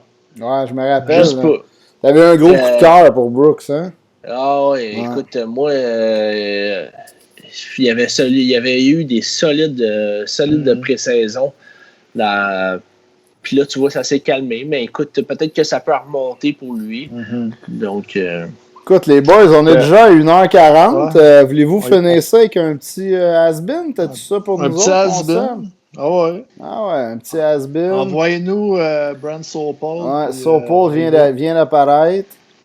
Oh boy, là, c'est rendu 2-2. Oh, ils viennent d'égaliser? Wouh! Ah, c'était 2-1, Tampa Bay. OK, 2-2, that's it. Alright, ben vas-y, mon Sam. Bon, yes sir. Bon, ben... Le has-been aujourd'hui, c'est un ancien joueur du Canadien, bien sûr, qui était un défenseur qui n'a jamais été drafté, puis qui a été signé par la suite par les Sharks de San Jose. Il a été obtenu dans une transaction. Mais Josh Georges. Josh Georges. T'as brisé Seb! Cassé! Tu vas aller te coucher, toi, Seb. Dis-moi tout de suite que tu vas aller te coucher. C'était facile, ça. T'en trouves un autre. Ça, c'est bon. Ça. Un autre d'abord. LP trop fort pour la ligue. OK. C'était un bon trade, ça. On avait donné Rivet. Mais Rivet était un Top Gun dans le temps. Mais... Ben, Top Gun, arrête ça. Là. C'était un gars. C'était un bon défenseur. Un très bon défenseur. Là, on avait reçu Josh Georges puis un pick qui est rendu Pacioretty. Right? Ouais, contre Craig Rivet. C'était un esti de bon move. Ça c'est Gainé qui a fait ça. Hein? Ça? Je ne me rappelle plus si c'était lui qui était là dans ce temps-là. Je sais pas. Mais si c'est Gainé, c'est un de ses... c'est ça le bon mot. Hey, Gainé, hein. Et puis le pire, là, c'est qu'il a une longue vie, hein. Il a fait Dallas, après, c'était le nom. Donc, Seb, as-tu un autre has-been pour nous autres, un plus dur, là? Ouais. Un plus dur. Mais les pauvres défis, on le trouvera jamais. Hein? On le trouvera jamais, là. Tu l'as trouvé trop vite. Un joueur qui a joué une game pour le Canadien. Non, mais un plus dur, là. Il y a le temps un facile, un dur, OK? OK, vas-y donc. C'est un défenseur qui a été repêché en 2003 en première ronde, la grosse année du draft de 2003. Oh boy. Il n'a pas été repêché par les Canadiens, il a été repêché par les Blues de Saint-Louis. Puis il a été échangé à travers ça. Puis il a commencé avec le Wild du Minnesota en 2006-2007. Mais il a fait beaucoup de séjours dans la Ligue américaine. Il a eu de la misère à s'implanter. Puis il est arrivé avec les Canadiens, avec les Bulldogs d'Hamilton en 2018, 2008, 2009. 2009, 2010, il a joué 2 games avec les Canadiens. 2 games? Juste 2? Ah non, c'est pas lui. Ouais. Puis il a été repêché le 30e overall de la première ronde. Donc, il a été repêché avant Shea Weber, qui était en 2e ronde, avant Patrice Bergeron. C'est un Jay défenseur. Leach? Non. Pas Jay Leach? Non. Moi, j'avais un autre nom en tête, mais c'est pas ça s'il a juste joué un match. Par la suite, il a joué avec les Oilers, un petit peu avec Colorado. Puis il s'est expatrié en Allemagne. Il n'a jamais été un régulier dans la Ligue nationale. Jamais. À Edmonton, après... comment il s'appelait? C'est quand même une dure. C'est un joueur de couleur. Ah ouais? Sean Bell? Sean Bell! Ouais, t'es épée, man, une machine! C'était mangé pis souper. Good job! Fort, c'est fort, très fort. Ouais, je me rappelle de lui, il était quand même un colosse, Sean Bell. Écoute, on est rendu à... On serait dû couper ça, là. On est rendu qu'on fait quasiment des 2 heures. On fait des longs métrages. Écoute, c'était tellement intéressant avec Guillaume. Sérieux, là, c'était cool à soir, les boys. J'ai bien aimé ça. Il était généreux. Vraiment. Là. Vraiment quel un bon show à soir. Ouais, super bon Pour gars. ceux qui nous écoutent encore, là, si vous voulez partager le podcast, là, ça nous aiderait beaucoup là, pour grossir notre auditoire et puis parler hockey avec encore plus de personnes parce qu'on aime ça jaser hockey avec vous autres. Donc, c'est vous autres qui nous drive. On aime ça quand vous commentez. Ouais. Continuez. Plus que vous partagez, plus que vous commentez, plus que ça va être vu par des personnes, puis plus qu'on va pouvoir avoir aussi des gros invités pour vous à chaque semaine. On en a d'autres qui sont en cours de travail. Ça s'en vient. On travaille fort d'un coin. Seb travaille fort d'un coin. C'est bon, ça. Puis on peut vous dire aussi merci à Until I'm Done. Avec notre code SDH15, toujours 15% de rabais à la boutique untilimdone.com, que ce soit sur Internet ou à la boutique physique au 1030. Merci à David Gay du Super Beau Gear. Chandail aussi. Yes. Okay, yes sir, guys. All right. Écoute, on se revoit lundi prochain. Ouais. Bonne playoff. Yes, sir. Ciao, ciao. Ciao. Ciao.